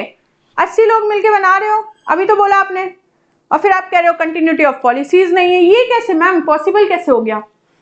नो कंटिन्यूटी ऑफ पॉलिसीज का मतलब ये है कि अगर नो कॉन्फिडेंस मोशन पास हो गया, सब लुढ़क गए, सबके सब गए, अब जो नया आया वो दूसरा आइडियोलॉजी के साथ आया, उन्होंने बोला अरे ये जो पुराने वाले काम कर रहे थे, मुझे इनकी आइडियोलॉजी को ज्यादा समझ में नहीं आ रही है, मैं इनके साथ काम नहीं कर सकती, ठीक है, और मतलब मैं इनके थॉट प्रोसेस पे हम काम नहीं कर सकते, हम अपनी दूसरी आइडियोलॉजी बनाते। तो इनके आइडियोलॉजी का क्या हुआ? इनकी जो आधी बनी बनाई लॉज पे काम चल रही थी, इनकी जो आधी बनी बनाई पॉलिसीज पे, इम्प्लीमेंटेशन पे काम चल रहे थे, उसका क्या? They will over and out at that time only. तो यही चीज बोली गई है कि no continuity of policies. Policies की कोई कंटिन्यूएशन नहीं है। System is not conductive for the formulation and implementation of long term policy. कुछ लॉन्ग टर्म गोल सोच नहीं सकते हो, कुछ लॉन्ग टर्म गोल सोच नहीं सकते हो। ये आपने अपने डेली लाइफ एग्जांपल्स में भी देखा होगा, है ना? डेली जो आपके एक होते हैं ना सो कॉल्ड बेस्ट फ्रेंड्स, नहीं यार इसके साथ तो ज्यादा दिन टिकने वाला लग नहीं रहा है ना, इसको तो मैं छोड़ ही दूंगा, ये तो मेरे को छोड़ ही देगी, तो इसके साथ कुछ लॉन्ग टर्म नहीं सोच सकते हैं, कुछ लॉन्ग टर्म नहीं। समझ रहे हो? मेरा इशारा काफी होगा शायद, है ना? तो वही लॉन्ग टर्म पॉलिसीज की बात हो रही है कि यहाँ पे कुछ डीमेरिट्स की बात कर रहे हैं, कुछ लॉन्ग टर्म पॉलिसीज हम इनके साथ मेंटेन करके नहीं चल सकते, कल को ये लुढ़क गए तो क्या? नहीं चल सकते। Change in the ruling party, changes in the policies of the government, uncertainty of the tenure of the government. सारी लाइनें मेरी एक ही बात को बता रही है, डैट इनके ऊपर भरोसा मत करो, इनके ऊपर भरोसा मत करो। और ये बेचारे, इनकी गलती नहीं है, इनका कॉन्फिडेंस मोशन, कॉन्फिडेंस डूबा, मेजोरिटी डूबी, ये डूबे, क्या कर सकते हैं, है ना? चलिए इसको देख लीजिए आप, 1 मिनट का टाइम दे रही हूं।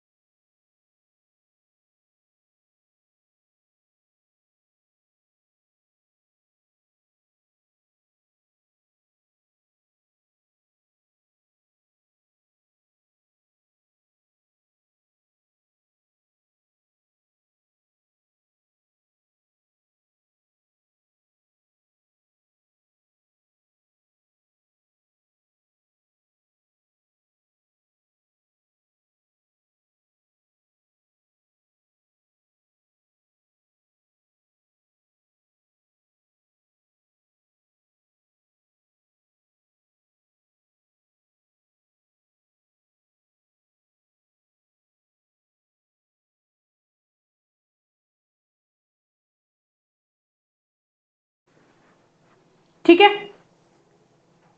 1 मिनट का ब्रेक बहुत था आई थिंक, है ना? मैंने भी पानी पी लिया मस्त, आपने भी सोच लिया होगा, कुछ डाउट से तो पूछ लीजिएगा, ठीक है? कंटिन्यू करते हैं। चलिए अब हम नेक्स्ट मेरिट डीमेरिट की बात करते हैं। Prevents despotism. Executive authority is vested in a group of individuals, council of ministers, and not in a single person. The executive is responsible to the parliament and can be removed by no confidence motion. Explanatory in its own way, as I told you. कितनी बार करें उसको explain, है ना? Dictatorship मतलब dictatorship of the cabinet. When the ruling party enjoys absolute majority in the parliament, the cabinet becomes autocratic. खुद से cabinet क्या बन जाती है? ऑटोक्रेटिक बन जाती है. कैबिनेट सोचती है नहीं नहीं नहीं नहीं नहीं, मैं खुद से ये काम कर सकती हूँ. वो डिक्टेटरशिप वाली भावना कि जो हूं मैं ही हूं. H.J. Lasky says that the parliamentary system gives the executive an opportunity for tyranny. Cabinet जो होती है वो सोचने लगती है मैं तो ऑटोक्रेटिक हूं, मैं जो चाहूंगी वही होगा. ठीक है, चलो. Ready alternatives government merit है. In case the ruling party loses its majority, the head of the state can invite the opposition party to form the government. The leader of the opposition is the alternative prime minister. The leader of the opposition is the alternative prime minister. ठीक है, opposition का जो leader होता है वो alternative prime minister बन जाता है. If in case यहाँ पे डूबती है नैया तो wide representation. COM provides representation to all sections and regions in the government. जो काउंसिल ऑफ मिनिस्टर्स होते हैं. अच्छा, इसका बहुत अच्छा एग्जाम्पल देती हूँ. छोड़ो ये तो एग्जाम्पल देती हूँ, समझ जाओगे. हमारी द्रौपदी मुर्मू जी हैं, है ना. आज के टाइम पे वो प्रेसिडेंट है और वो भारत की पहली ट्राइबल प्रेसिडेंट है. कितना एक भारी शब्द है ट्राइबल प्रेसिडेंट. मतलब अपने भारत की सोच इतनी ज्यादा वाइड हो गई कि अब हम इन लोगों के भी बारे में सोच सकते हैं और ना कि सिर्फ सोच रहे हैं. हमने इनको प्रेसिडेंट की उपाधि भी दे दी. क्यों? क्योंकि इनका अधिकार है. ये उतना डिजर्विंग कैटेगरी में थी कि हमने इनको वो पावर दी कि वो एक ट्राइबल वुमेन पूरे देश को चला सकती हैं, है ना. तो ये बात जो कही गई है ना कि सोचोगे अगर ड्रीम किसी चीज का कर रहे हो तो आप प्रेसिडेंट तक भी बन सकते हो. तो कोई भी ड्रीम छोटा बड़ा नहीं है, मेहनत कर लो. मैं अभी फिर से आपको ये चीज कहती हूँ, एक बार जिंदगी में मेहनत करना है, उसको चाहे अभी कर लो खुश होके, चाहे 40 साल के बाद करना रो धो के कि मुझे तो करना है, माँ बाप देखने, अपने बच्चे देखने. ठीक है, तो एक बहुत ग्रेट एग्जांपल है हमारे लाइफ में द्रौपदी मुर्मू जी. ठीक है, ओडिशा से बिलोंग करती हैं मैम. ठीक, अब हम अगर डीमेरिट्स की बात करें तो again separation of power. SOP की पावर नहीं है हमारे यहाँ. सेपरेशन ऑफ पावर, जैसे हमने यूएस में बात की, रशिया में बात की कि लेजिस्लेचर और एग्जीक्यूटिव में सेपरेशन ऑफ पावर्स की बात की थी. This parliamentary system talks about against separation of power, fusion of powers. The legislative and the executive are together and inseparable. The cabinet acts as the leader of legislature as well as the executive. Leader of legislature as well as the leader of executive. ठीक, इसके अलावा government by amateurs. Amateurs का मतलब क्या है? Prime Minister has a limited choice in the selection of ministers. His choice is restricted to the members of the parliament alone and does not extend to external talent. Immature, ये दोनों शब्द same match कर रहे हैं, है ना. कितनी बार आपने देखा होगा कि जो हमारे जैसे आईएएस बन के जाएंगे, आईपीएस, आईएफएस, अदर ब्यूरोक्रेट्स जो जाएंगे, जो एडमिनिस्ट्रेशन की पदवी पे बैठेंगे, वो लोग कुछ साइन करके, कुछ पॉलिसीज बना के, कुछ इम्प्लीमेंटेशन जब भी देते हैं तो क्या करते हैं, जो ऊपर के मिनिस्टर्स होते हैं वो उनको ये चीज पता है कि ये पढ़े लिखे लोग आए हैं, वाया पेपर्स देकर आए हैं और हाँ इन्होंने कुछ सही पॉलिसी बनाई होगी, उस पर डायरेक्टली साइन कर देते हैं. ठीक है, तो इसीलिए ये लाइन लिखी गई है कि प्राइम मिनिस्टर के पास कोई वास्ट कैटेगराइजेशंस नहीं दिए कि आप इनको चूज कर सकते हो. ठीक है, वो भी अमेच्योर्स को चूज करते हैं. The prime minister has a limited choice in the selection of ministers. His choice is restricted to the members of the parliament alone and does not extend to the external talent. External talent अलग से कहीं से खोज के नहीं ला पाते हैं. तो यही चीज की बात की गई है. इसी को एक ब्रीफ तरीके से यहाँ पर आपका लिख दिया गया है. ठीक है, मेरिट्स और डीमेरिट्स को अब कुछ ऐसा एक्सप्लेन करने वाला नहीं है. मैं एक बार तब भी पढ़ देती हूँ. Stable government, definiteness in policies based on separation of powers, government by experts, conflict between legislature and executive. Presidential form of government की बात हो रही है, जस्ट उसका उल्टा है पार्लियामेंट्री का. तो अगर आप पार्लियामेंट में अब एकदम अच्छे से समझ में आ गई हैं, मेरी अभी शुरू की 1 घंटे की क्लास अगर आपको समझ में आ गई है, आपने सब कुछ एकदम घोल के पी लिया है, तो आपको प्रेसिडेंशियल फॉर्म ऑफ गवर्नमेंट भी बहुत अच्छे से समझ में आ रहा होगा, जो एक एक लाइन लिखा है। मेरिट्स में stable government, definiteness in policies based on SOP, separation of powers, government by experts होते हैं, वहां पे एक्सपर्ट्स, एक्सटर्नल टैलेंट्स लिए जाते हैं, छाटे जाते हैं, तभी तो देखो कितनी उम्दा पॉलिसीज बनती है, कितने अच्छे एक्ट्स आते हैं, है ना। डीमेरिट्स में है कि आपको कॉन्फ्लिक्ट्स मिलेगा, ऑब्वियस की बात है, जब एक माँ के 2 बच्चे नहीं है, अलग अलग के हैं, तो फिर लड़ाइयां तो होंगी। Non responsible government may lead to autocracy and narrow representation है, no wide representation, there is narrow representation. समझ में आया कि नहीं, बताओ। Is this the whole chapter till now clear? उफ, बताइए बच्चों।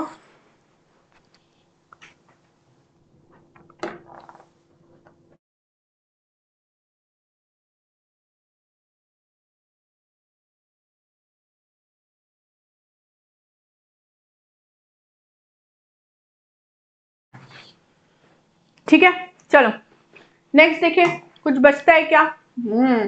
बचता तो है। अब हमारे पास एक बहुत और अच्छा टॉपिक आ गया।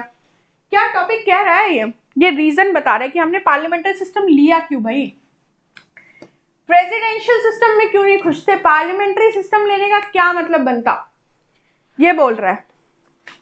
बताओ, सोच पा रहे हो कि वाई पार्लियामेंट्री सिस्टम क्यों लिया गया, ऐसा क्या हो गया था? जब एक सिस्टम को देख चुके थे तो प्रेसिडेंशियल में क्यों नहीं गए? नया एक्सप्लोर करना चाहिए था? नहीं, बट हमारी तरह वो लोग थोड़े से वो नहीं थे ना, जैसे हम इमेच्योर बात कर लेते हैं, नया देख लेते हैं। नहीं, उनके पास दिमाग था कि नया नहीं देखना है, इसके लूप होल्स पकड़ के इस पे काम करके, क्योंकि आधा तो हम इनसे सीख ही चुके हैं। आधा जो हमारे यहाँ ब्रिटिशर्स हम पे राज करके गए, हमें इतनी सारी चीजें सिखा के गए, और हम उनसे कैसे लड़े, कैसे चीजों पे अपनी चीजें मांगे, कैसे किए, इसमें तो हमने आधी सिस्टम तो इनकी सीख ही चुकी है। बची वो आधी सिस्टम पे कुछ अलग करने की, कुछ अलग सीखने की, और कैसे इंप्लीमेंट करना। तो इस ये एक मेजर एक जिस्ट बताया मैंने कि रीजन क्या था हमने पार्लियामेंट्री सिस्टम का चूज किया। फेमिलैरिटी विद द सिस्टम, हाँ भाई यही बात तो मैंने बोली। It had been in operation in India during the British rule. India में कब से ऑपरेट हो रहा था? ब्रिटिश रूल के टाइम से ये ऑपरेट हो रहा है इंडिया में। कब से हो रहा है? ब्रिटिश रूल के टाइम से ऑपरेट हो रहा है। के.एम. मुंशी जी ने क्या बोला? फॉर द लास्ट 30 और 40 ईयर्स, भाई 30 से 40 साल की बात कर रहे हैं, for the last 30 to 40 years some kind of responsibility has been introduced, some kind of responsibility has been introduced in the governance of this country. Our constitutional traditions have become parliamentary. इतना governance, इतना सब कुछ चल रहा है, सब कुछ parliamentary बनते जा रहा है। अब क्यों नए पे फोकस करें? क्यों 10 से 20 साल फिर गवाएं इन सब चीजों को सोचने में, समझने में, पॉलिसीज इंप्लीमेंट करने में? After this experience why should we go back and buy a novel experience? ये के.एम. मुंशी जी पूछते हैं, क्यों जाएं और क्यों नोवेल एक्सपीरियंस खरीदें जब हम एक से परिपक्व हो चुके हैं, एक एक्सपीरियंस को ऑलरेडी समझ चुके हैं। ठीक है, चलो। Preference to more stability, Ambedkar ji pointed out in the constituent assembly that a democratic executive must satisfy 2 conditions. क्या? स्टेबिलिटी और रिस्पॉन्सिबिलिटी। स्टेबिलिटी और रिस्पॉन्सिबिलिटी, ये दोनों चीज हमारी कैटर होनी चाहिए, हमारी फुलफिल होनी चाहिए। तो मोर स्टेबिलिटी की बात की गई। The American system gives more stability but less responsibility. Stability तो दे रहा है, रिस्पॉन्सिबिलिटी कम है। British system on the other hand gives more responsibility but less stability. दोनों उल्टे हैं। The draft constitution in recommending the parliamentary system of executive has preferred more responsibility to more stability. हमारे India का concept है ये। India mains में लिख के आओ, बताना किसने नंबर काटा, लिख के आओ। मैं बताती हूँ आपको, हैंडराइटिंग अच्छी रखो, प्रेजेंटेशन अच्छी रखो, कंटेंट एनरिचमेंट रखो, नंबर कोई नहीं काटेगा। वे ऑफ राइटिंग जान जाओ, एक ही बार सीखना है, नंबर कोई नहीं काटेगा। ठीक है, तो हमारे यहां किसकी बात कर रहे थे? More responsibility to more stability. Need हाँ ओके ठीक है। Need to avoid legislative executive conflicts, हमें लेजिस्लेटिव एग्जीक्यूटिव कॉन्फ्लिक्ट नहीं चाहिए था, इसलिए हमने एसओपी की बात नहीं मानी, हमने एसओपी नहीं लिया। एसओपी मतलब सेपरेशन ऑफ पावर्स की बात हमने नहीं की, हमको नहीं समझ में आया, सेपरेशन ऑफ पावर्स हमने नहीं लिया। The framers of the constitution wanted to avoid the conflicts between the legislature and executive which are bound to occur in the presidential system prevalent in USA. They thought that an infant democracy would not afford to take the risk of a perpetual cleavage, feud or conflict or threatened conflict between these two organs of the government. They wanted a form of government that would be conducive to the manifold development of the country. छोड़ो मेरी बात सुनो, जो ये कह रहा है फिर अपने आप समझ जाओगे। हम बहुत इमेच्योर थे या हम बहुत ही इन्फेंट थे, छोटे से बच्चे थे, फीटस से बाहर निकल के आए थे, दुनिया बस देख रहे थे कि ऐसे चल रही है वैसे चल रही है, हमारे साथ ये हो गया हमारे साथ वो हो गया, अब हमको अपनी दुनिया चलानी है। तो जिस चीज को देख के हम सीखे कि ऐसे ऐसे लूप होल्स हैं, इन लूप होल से निकल के दुनिया ऐसे चला सकती है, why not that thing, why not that thing, क्यों हम अलग अलग चीजों की बात कर रहे थे। तो यही बोला है यहाँ पे कि they thought that an infant democracy है, और बेचारों को अभी से एग्जीक्यूटिव और लेजिस्लेटिव को अलग कर दोगे, प्रेसिडेंशियल फॉर्म ऑफ गवर्नमेंट ला भी दोगे तो क्या अच्छा कर दोगे भाई, और ही तो टाइम लेकर जाओगे, क्या अच्छा कर दोगे। इससे अच्छा ये नहीं है जो ये बच्चे हैं और दूसरे बच्चों को देख के सीख रहे हैं, उन्हीं बच्चों के साथ खेलने दो और सीखने दो कि इन बच्चों से ऊपर कैसे निकलना है या इन बच्चों से अलग कैसे निकलना है, क्या लूप होल्स है इन बच्चों में जो हमारे बच्चों में नहीं आना चाहिए। समझ रहे हो स्टोरी को। अब पढ़ो ये लाइन, पढ़ो क्या लिखा है। They thought that an infant democracy would not afford to take the risk of a perpetual cleavage. Risk नहीं लेने का अपन को, यही बोल रहा है, फ्यूड और कॉन्फ्लिक्ट और threaten conflict between these two organs of the government. काय का रिस्क नहीं लेगा अपन रिस्क, ये बोला। फिर they wanted to form a government that would be conducive to the manifold development of the country. भाई ले देख के बात सेम है, manifold development of the country चाहिए, हर तरीके से डेवलपमेंट चाहिए, हम रिस्क नहीं लेगा, ये बोल दिया, काय को मगजमारी करने की, है ना। चलो आगे, अब जो पॉइंट बोला वो बोला नेचर ऑफ इंडियन सोसाइटी। भाई इतनी डाइवर्सिटी, इतना कल्चर वेरिएशंस, इतने ज्यादा बैकग्राउंड्स या इतना ज्यादा रिलीजन्स, हर एक छोटी छोटी जगह पे अलग अलग कल्चर फॉलो हो रहा है, इतनी डाइवर्सिटी है इंडिया में, कैसे चीजों को तुम फॉलो करोगे, है ना। India is one of the most heterogeneous state, heterogeneous, differentiates है, कल्चर है, वेरिएशंस है, बायोडाइवर्सिटीज के भी कॉन्सेप्ट्स में ले लो या उसको छोड़ो, अभी रिलीजन के कॉन्सेप्ट बात करते हैं। कल्चरली हेरिटेज कंट्री अपनी, हर स्टेट में भी चले जाओ, ऐसा नहीं है कि स्टेट का अपना सिंगल प्रावधान चल रहा है, 27-28 स्टेट है तो उतना ही रिलीजन, नो, उनके अंदर भी ऐसे छोटे छोटे मठ बन रखे हैं और उन मठ में भी चीजें चली आ रही है, समझ रहे हो। तो heterogeneous state and most complex plural society है हमारी, complex plural societies in the world. Hence the constitution makers adopted the parliamentary system as it offers greater scope for giving representation to various sections. Draupadi Murmu ji madam का example दिया मैंने, वैसे ही हर एक section से जो जो इंपॉर्टेंट लगता है कि वो हमारे देश में कुछ चेंजेस ला सकता है, हमारे देश को नेक्स्ट लेवल तक लेकर जा सकता है, either in the foreign policy, either in India itself, वो बंदा चूज करके लिया जाएगा। doesn't matter what its class, caste, sex, कुछ भी हो उसका, date, place of birth, class क्या है, कास्ट क्या है, क्या ओरिएंटेशन है, कौन से बैकग्राउंड से आता है, मैटर नहीं करता। मैटर ये करता है कि वो बंदा एक हाईली एजुकेटेड होना चाहिए। अभी मैं रिसेंटली पोस्ट देख रही थी, कल या परसों इंस्टाग्राम का एक पोस्ट था कि एक बिहार की लड़की को गूगल ने ऑफर किया है 60 लाख का पैकेज, ठीक है, ये रिसेंट का न्यूज था।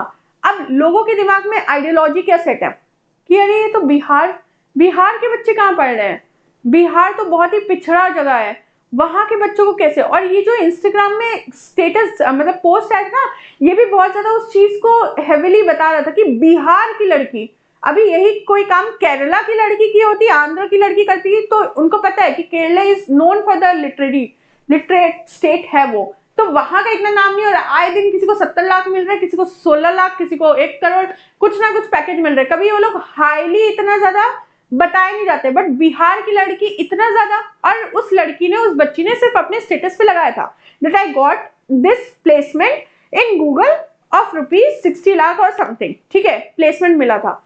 तो मैं वही बोल रही हूँ कि इतना ज्यादा हमारे यहाँ अभी भी आइडियोलॉजी सेट है लोगों की कि जो नीचे बैकग्राउंड से, नीचे स्तर से, या कुछ ऐसे जगहों से आ रहे जो पहले पास में जिन जगहों पे इतनी ज्यादा डेवलपमेंट नहीं थी, वो आइडियोलॉजी आज भी लोगों के दिमाग में सेट है। वो इस चीज से बाहर आ ही नहीं पा रहे कि बिहार, यूपी, ये भी सारे स्टेट्स उतने ही लेवल पे आ चुके हैं। इवन उन लोगं के बच्चों से या उन लोग कंट्रीज उन स्टेट से ज्यादा अच्छा परफॉर्म करके दिखा रहे हैं, है ना, समझ रहे हो आप। तो वही चीज बात की गई है कि हमारे यहाँ कल्चरल डाइवर्सिटी बहुत ज्यादा है, कल्चरल चीजें बहुत ज्यादा है, ठीक। The parliamentary system as it offers greater scope for giving representation to various sections, interests and regions in the government. This promotes a national spirit among the people and builds a united India. Builds a united India. ठीक? Whether the parliamentary system should be continued or should be replaced by the presidential system has been a point of discussion and debate in our country since the 1970s. Debate चली आ रही थी, discussions चला आ रहा था, but ले देके यही समझा गया कि नहीं, मतलब for them, for us, parliamentary system is more confined, more good, ठीक है।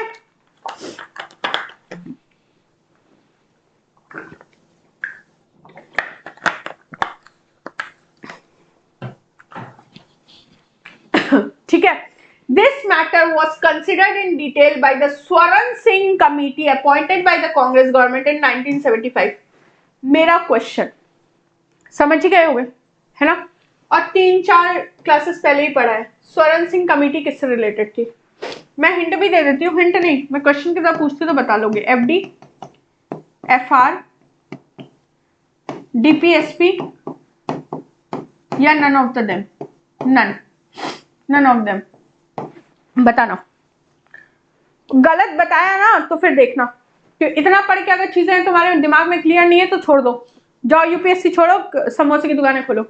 The committee opined that the parliamentary system has been doing well and hence there is no need to replace it by the presidential system. तो ये जो आपकी स्वरण सिंह की committee थी, इन्होंने भी एक चीज बोली, इन्होंने ये भी सजेशन दिया, अपार्ट फ्रॉम दी स्क्रीन में से जो एक बोला, उसके अलावा भी एक सजेशन दिया कि हाँ, presidential system is not fit for us, parliamentary system is more doing well, ठीक है। चलो नेक्स्ट क्या है, distinction between India and British model. ये इंडिया और ब्रिटिश मॉडल पे ना क्वेश्चन भी आया है, शायद मैंने आगे ऐड किया है, तो हम उस क्वेश्चन को भी देख लेंगे, ठीक है। लेकिन आप भी पीवाईक्यूज देखना शुरू करो। India has a Republican system in place of British monarchial system. India में रिपब्लिक सिस्टम है, ब्रिटिश में मोनार्क सिस्टम है। हाँ चलो बताओ नहीं, चलो मैं ही बताती हूँ। जो इंडिया में सिस्टम है,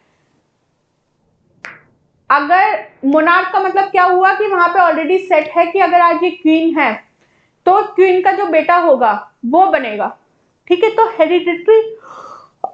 हेरिडिटरी सिस्टम चली आ रही है ब्रिटिश में, उनको पता है कि कल को ये बेटा सेट है मेरा, यही बनेगा जाके आगे मोनार्क। लेकिन इंडिया में क्या है, इंडिया में रिपब्लिकन सिस्टम है, जो जिसकी क्षमता है, जो सक्षम है वो बनेगा। तो यही बोल रहे हैं, head of the state in India that is president is elected, but head of the state in Britain that is king or queen is hereditary in position, ठीक। The British system is based on doctrine of sovereignty of parliament. In India, parliament enjoys limited and restricted powers due to a written constitution and a judicial review. जो British का parliament है वहां पे supremacy of किसकी है, parliament की। The British system has a doctrine of sovereignty of parliament, supremacy की बात करें। लेकिन इंडिया में है क्या, नहीं। इंडिया में जुडिशियल रिव्यू हो जाता है, जुडिशियल एक्टिविज्म हो जाता है, अगर ज्यादा घुसने का नहीं, ज्यादा नहीं करने का। There is limited power, there is limited control, they can't do autocracy. कुछ भी नहीं कर सकते हैं। एक चीज की लिमिट है, उस लिमिट में रह के काम करो, वो काम नहीं बनता है और उस काम से ज्यादा करने की कोशिश कर रहे हो तो जुडिशरी क्या करेगी? हस्तक्षेप जरूर करेगी, देखेगी कहां गलत कर रहे हो, समझे? चलो next, in Britain the prime minister should be a member of the lower house of commons of the parliament. In India the PM may be a member of the two houses of the parliament. Prime minister हमारे यहाँ लोकसभा का member हो चाहे राज्यसभा का member हो, नहीं matter करता। क्या बताओ, मेरे मन में आया, मैंने आपसे पूछ लिया। नरेंद्र मोदी जी हैं, नरेंद्र मोदी जी जो हैं हमारे, वो कौन से पार्टी से आए हैं? मतलब राज्यसभा से आए हैं कि लोकसभा से आए हैं? सोच के बताना, राज्यसभा से आए हैं कि लोकसभा से आए हैं? ठीक है, और हमारे यहाँ अगर वो राज्यसभा लोकसभा से नहीं आते, usually the member of parliament alone is appointed as ministers in India, sorry British, in India person who is not a member of the parliament can also be appointed as a minister but for a maximum period of 6 months। कैसे बोला मैंने ये बात, कैसे बोल दी मैंने? इसके बोलने के पीछे क्या तात्पर्य था? अभी मैंने बताया ना, कुछ देर पहले प्राइम मिनिस्टर मेरे पास आए, उन्होंने बोला, क्या बोला कि स्निग्धा कल से हम आपको लॉ मिनिस्टर बनाते हैं। ठीक है, तो मैंने बोला अरे सर कैसे बना दिया आपने, ना मैं राज्यसभा की मेंबर हूँ ना मैं लोकसभा की मेंबर हूँ। दोबारा स्टोरी वही बोल रही हूँ। तो बोला कि आप 6 महीने में बन जाओ, कोई दिक्कत नहीं है, 6 महीने में चाहे राज्यसभा बनो चाहे लोकसभा, चाहे जैसे बनना बन जाओ, वरना 6 महीने बाद आपकी ये भी पोर्टफोलियो छीन ली जाएगी। तो same goes with them, prime minister तो बन गए, 6 महीने में जाके किसी भी एक जगह का सीट ले लो, चाहे वो राज्यसभा का ले लो चाहे वो लोकसभा का ले लो। Britain has the system of legal responsibility. System of legal responsibility. India has no such concept. India has no such concept. System of legal responsibility क्या हुआ? अभी सपोज एक एग्जांपल लेते हैं, अगर ब्रिटिश पार्लियामेंट, ब्रिटिश प्रेसिडेंट के पास offer आता है, मतलब ऑफर क्या, ब्रिटिश प्रेसिडेंट के पास एक कॉल आता है कि सर आपको कल व्हाइट हाउस में बुलाया गया है, ठीक है, आपको व्हाइट हाउस चलना पड़ेगा और ये काम है। ठीक है, हमने सुन लिया, ये हमारे पास काम है। तो ब्रिटिश प्रेसिडेंट तैयार हुए और वो चले गए। अब उनके पीछे के जितने भी काम है, जितना भी चीजों पे साइन करना है, जो करना है, हमारे यहाँ क्या होता है, हमारे यहाँ उसको रख दिया जाता है कि नहीं, जब प्रेसिडेंट रहेंगे उन्हीं वही करेंगे। बट यहाँ पे क्या होता है, सिस्टम ऑफ लीगल रिस्पॉन्सिबिलिटी, नहीं है प्रेसिडेंट कोई दिक्कत नहीं, उनके बेटे पार्लियामेंट वाले तो है, वो साइन करके भेज दे रहे हैं, समझे? तो this is system of legal responsibility which is there in the British system but not in Indian system. India में ऐसा कोई कॉन्सेप्ट नहीं है। ठीक, सो गए किस जगह हो बच्चों? शैडो कैबिनेट की बात करते हैं। शैडो कैबिनेट, शैडो कैबिनेट की मतलब परछाई, शैडो मतलब परछाई, is a unique institution of the British cabinet system formed by the opposition party to balance the ruling cabinet and to prepare its member for the future ministerial office। क्या मतलब हुआ shadow cabinet का? मैं अभी British में मैं बैठी हूं और मैं ब्रिटिश की लॉ मिनिस्टर हूं या डिफेंस मिनिस्टर हूं और एक शैडो डिफेंस मिनिस्टर है। मैं ब्रिटिश की फॉरेन मिनिस्टर हूं और एक शैडो फॉरेन मिनिस्टर है ब्रिटिश में। मैंने कुछ गलती की तो वो जो मेरा शैडो डिफेंस मिनिस्टर है वो अपने क्या बोलेगा कि भाई इसने गलती की है और इसकी गलती मैं जानता हूं कि ये गलत है, मैं सही कर सकता हूं, तो मुझे बनाओ, इसको हटाओ। तो एक आपकी परछाई के पीछे चल रहा है कि अगर आपने कुछ गलत किया है तो वो आपको आपकी जगह लेने के लिए हमेशा खड़ा हुआ है। शैडो कैबिनेट की बात कर रहा है, ठीक है? जैसे हमारे क्लास में क्या होता था, एक मॉनिटर होता था, एक आपके मॉनिटर के नीचे क्या बोलते थे यार, उसको क्या बोलते थे? मॉनिटर के नीचे वाइस मॉनिटर, क्या बोलते थे उसको? एक होता था ना मॉनिटर के नीचे एक दूसरा बच्चा रखा जाता था कि ये वाइस मॉनिटर था, कुछ तो ऐसा टर्म था ना, तो वो रखा जाता था। और उसमें अगर कभी मॉनिटर बहुत दिन के लिए छुट्टी पे है या मॉनिटर ने कुछ 2-4 गलतियां ऐसे कर ली है जो उसने देख लिया है, तो टीचर क्या कहेंगी, चलो हम आज से ये आपका बैग छीनते हैं, आपका मॉनिटर का पद गया और ये जो वाइस मॉनिटर करके बच्चा है हम इसको मॉनिटर बनाते हैं और आपको कुछ दिन देखने के लिए हम वाइस मॉनिटर बना देते हैं और अगर आप हमें वो नहीं समझ में आए तो हम आपको नॉर्मल स्टूडेंट में फिर से कन्वर्ट कर देंगे। ये चीज होती थी। तो यही चीज है शैडो कैबिनेट की जब बात करते। क्या इंडिया में ऐसा कोई कॉन्सेप्ट है? क्या इंडिया में कभी फॉरेन मिनिस्टर, लॉ मिनिस्टर ने कुछ गलत किया तो क्या उसको देखने के लिए, क्या उसकी जिम्मेदारी लेने के लिए या क्या कोई उसके कॉम्पिटिटिव में खड़ा है कि नहीं भाई फॉरेन मिनिस्टर ने तो ये गलत कर दिया है, कैसे गलत कर दिया है, मैं जल्दी जल्दी बता देता हूँ ये अपने उनको अथॉरिटी को कि इन्होंने गलत किया और मुझे ये पोस्ट दे दो। समझ रहे हो? तो ये चीज कॉन्सेप्ट इंडिया में नहीं है। There is no concept of shadow cabinet in India. याद रखना, there is no such institution in India, there is no such institution in India. चलो, खत्म होता है हमारा सिस्टम ऑफ गवर्नमेंट का, पार्लियामेंट्री सिस्टम खत्म। हम इस पे एक लास्ट क्वेश्चन की बात कर लेते हैं। ये हाल ही का 2021 का, हाँ 2021 का यूपीएससी पीवाईक्यू है। ठीक है, मुझे ये क्वेश्चन मिल गया मैं जब क्लास कर रही थी। ठीक है, तो ये क्वेश्चन फुली बेस करता है इस चैप्टर पे।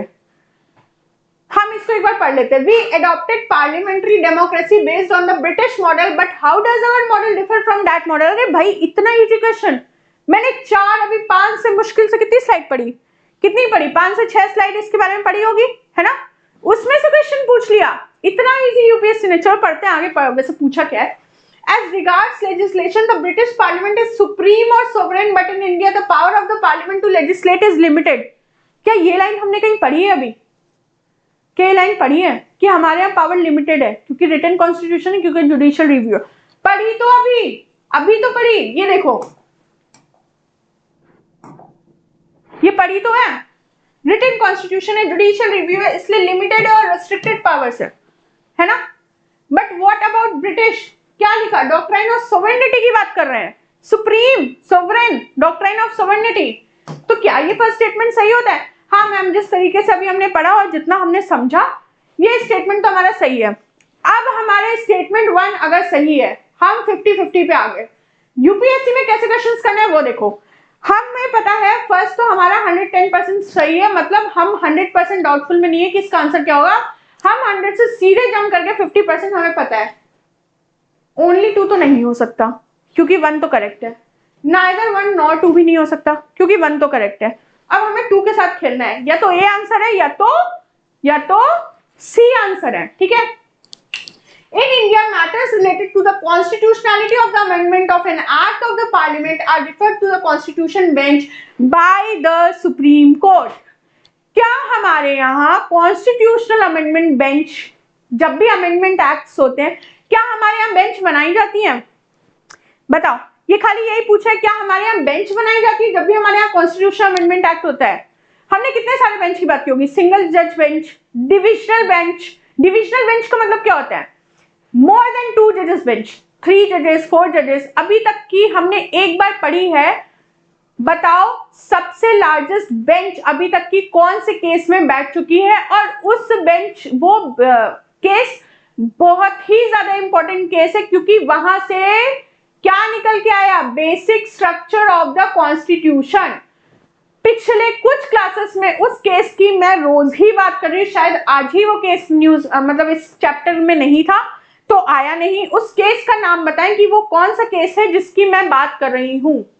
सोचिए और बताइएगा, बहुत इजी है। ठीक है, तो हाँ, हमारे यहाँ कॉन्स्टिट्यूशनल अमेंडमेंट बेंचेस रखी जाती है, हमारे यहाँ बनती है, और these benches made by the supreme court. एक मेरा और क्वेश्चन है, इस क्वेश्चन का आंसर करना। हमारे यहाँ ये जो 13 जज बेंच बनी थी अभी, जो लार्जेस्ट केस एवर केस का बेंच था, ये आंसर नहीं है। एक आंसर करना कि हमारे यहाँ ऑड बेंचेस को क्यों ज्यादा प्रेफर किया जाता है? Odd number of benches. Odd number of benches का मतलब समझ रहे हो? या तो 5 जजेस बेंच होगी, 7 जजेस बेंच होगी, 9 जजेस बेंच होगी, 11 जजेस बेंच होगी, लेकिन कभी 4 जजेस, 6 जजेस बहुत रेयर सुन रहे होगे, है ना। इसका आंसर करना, ठीक है। थोड़ा सा फन फैक्ट क्वेश्चन है, आंसर करना। वैसे तो मैं बहुत सारे क्वेश्चन पूछती हूँ, आंसर मुझे कभी आते नहीं है, बट हाँ कोशिश करना, आंसर करना, कमेंट बॉक्स में करना, ताकि मुझे भी पता चले कितना ज्ञान है। शायद मुझे उतना ज्ञान ना हो। तो इसका आंसर सी हो जाता है, बोथ 1 and 2, बोथ 1 and 2। चलो क्लास को हम अल्प विराम यहीं पे देते हैं, ठीक है। इसके अलावा अगर कोई डाउट्स, कोई दिक्कत, कुछ भी हो तो कमेंट पे जरूर पूछ लेना, ठीक है।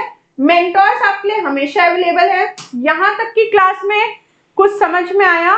और सबसे बड़ी बात, जहां हमने अभी जहां तक खत्म किया है, PYQs of UPSC prelims, PYQs of UPSC mains, यहां तक में हो जाने चाहिए। अच्छा, सिर्फ यूपीएससी के अलावा भी जो बच्चे थोड़ा लेट एग्जाम दे रहे हैं, अगर टाइम हो तो कोशिश करना, सीए पीएफ का भी पेपर होता है, जो यूपीएससी कंडक्ट करवाता है, सीडीएस का भी पेपर होता है, इन सारे पेपर्स के भी एक बार एटलीस्ट प्रीलिम्स के पीवाईक्यूज आप देख कर जाना, क्योंकि कभी क्या होता है ना कि टॉपिक्स बहुत ज्यादा फेमिलियर होते हैं और टॉपिक से क्वेश्चन पूछता है। यूपीएससी के कभी रिपीटेड क्वेश्चंस नहीं मिलेंगे, बहुत रेयर मिलते हैं, बट टॉपिक्स रिपीट होते हैं। 60 to 70% टाइम टॉपिक्स रिपीट होते हैं, ठीक है।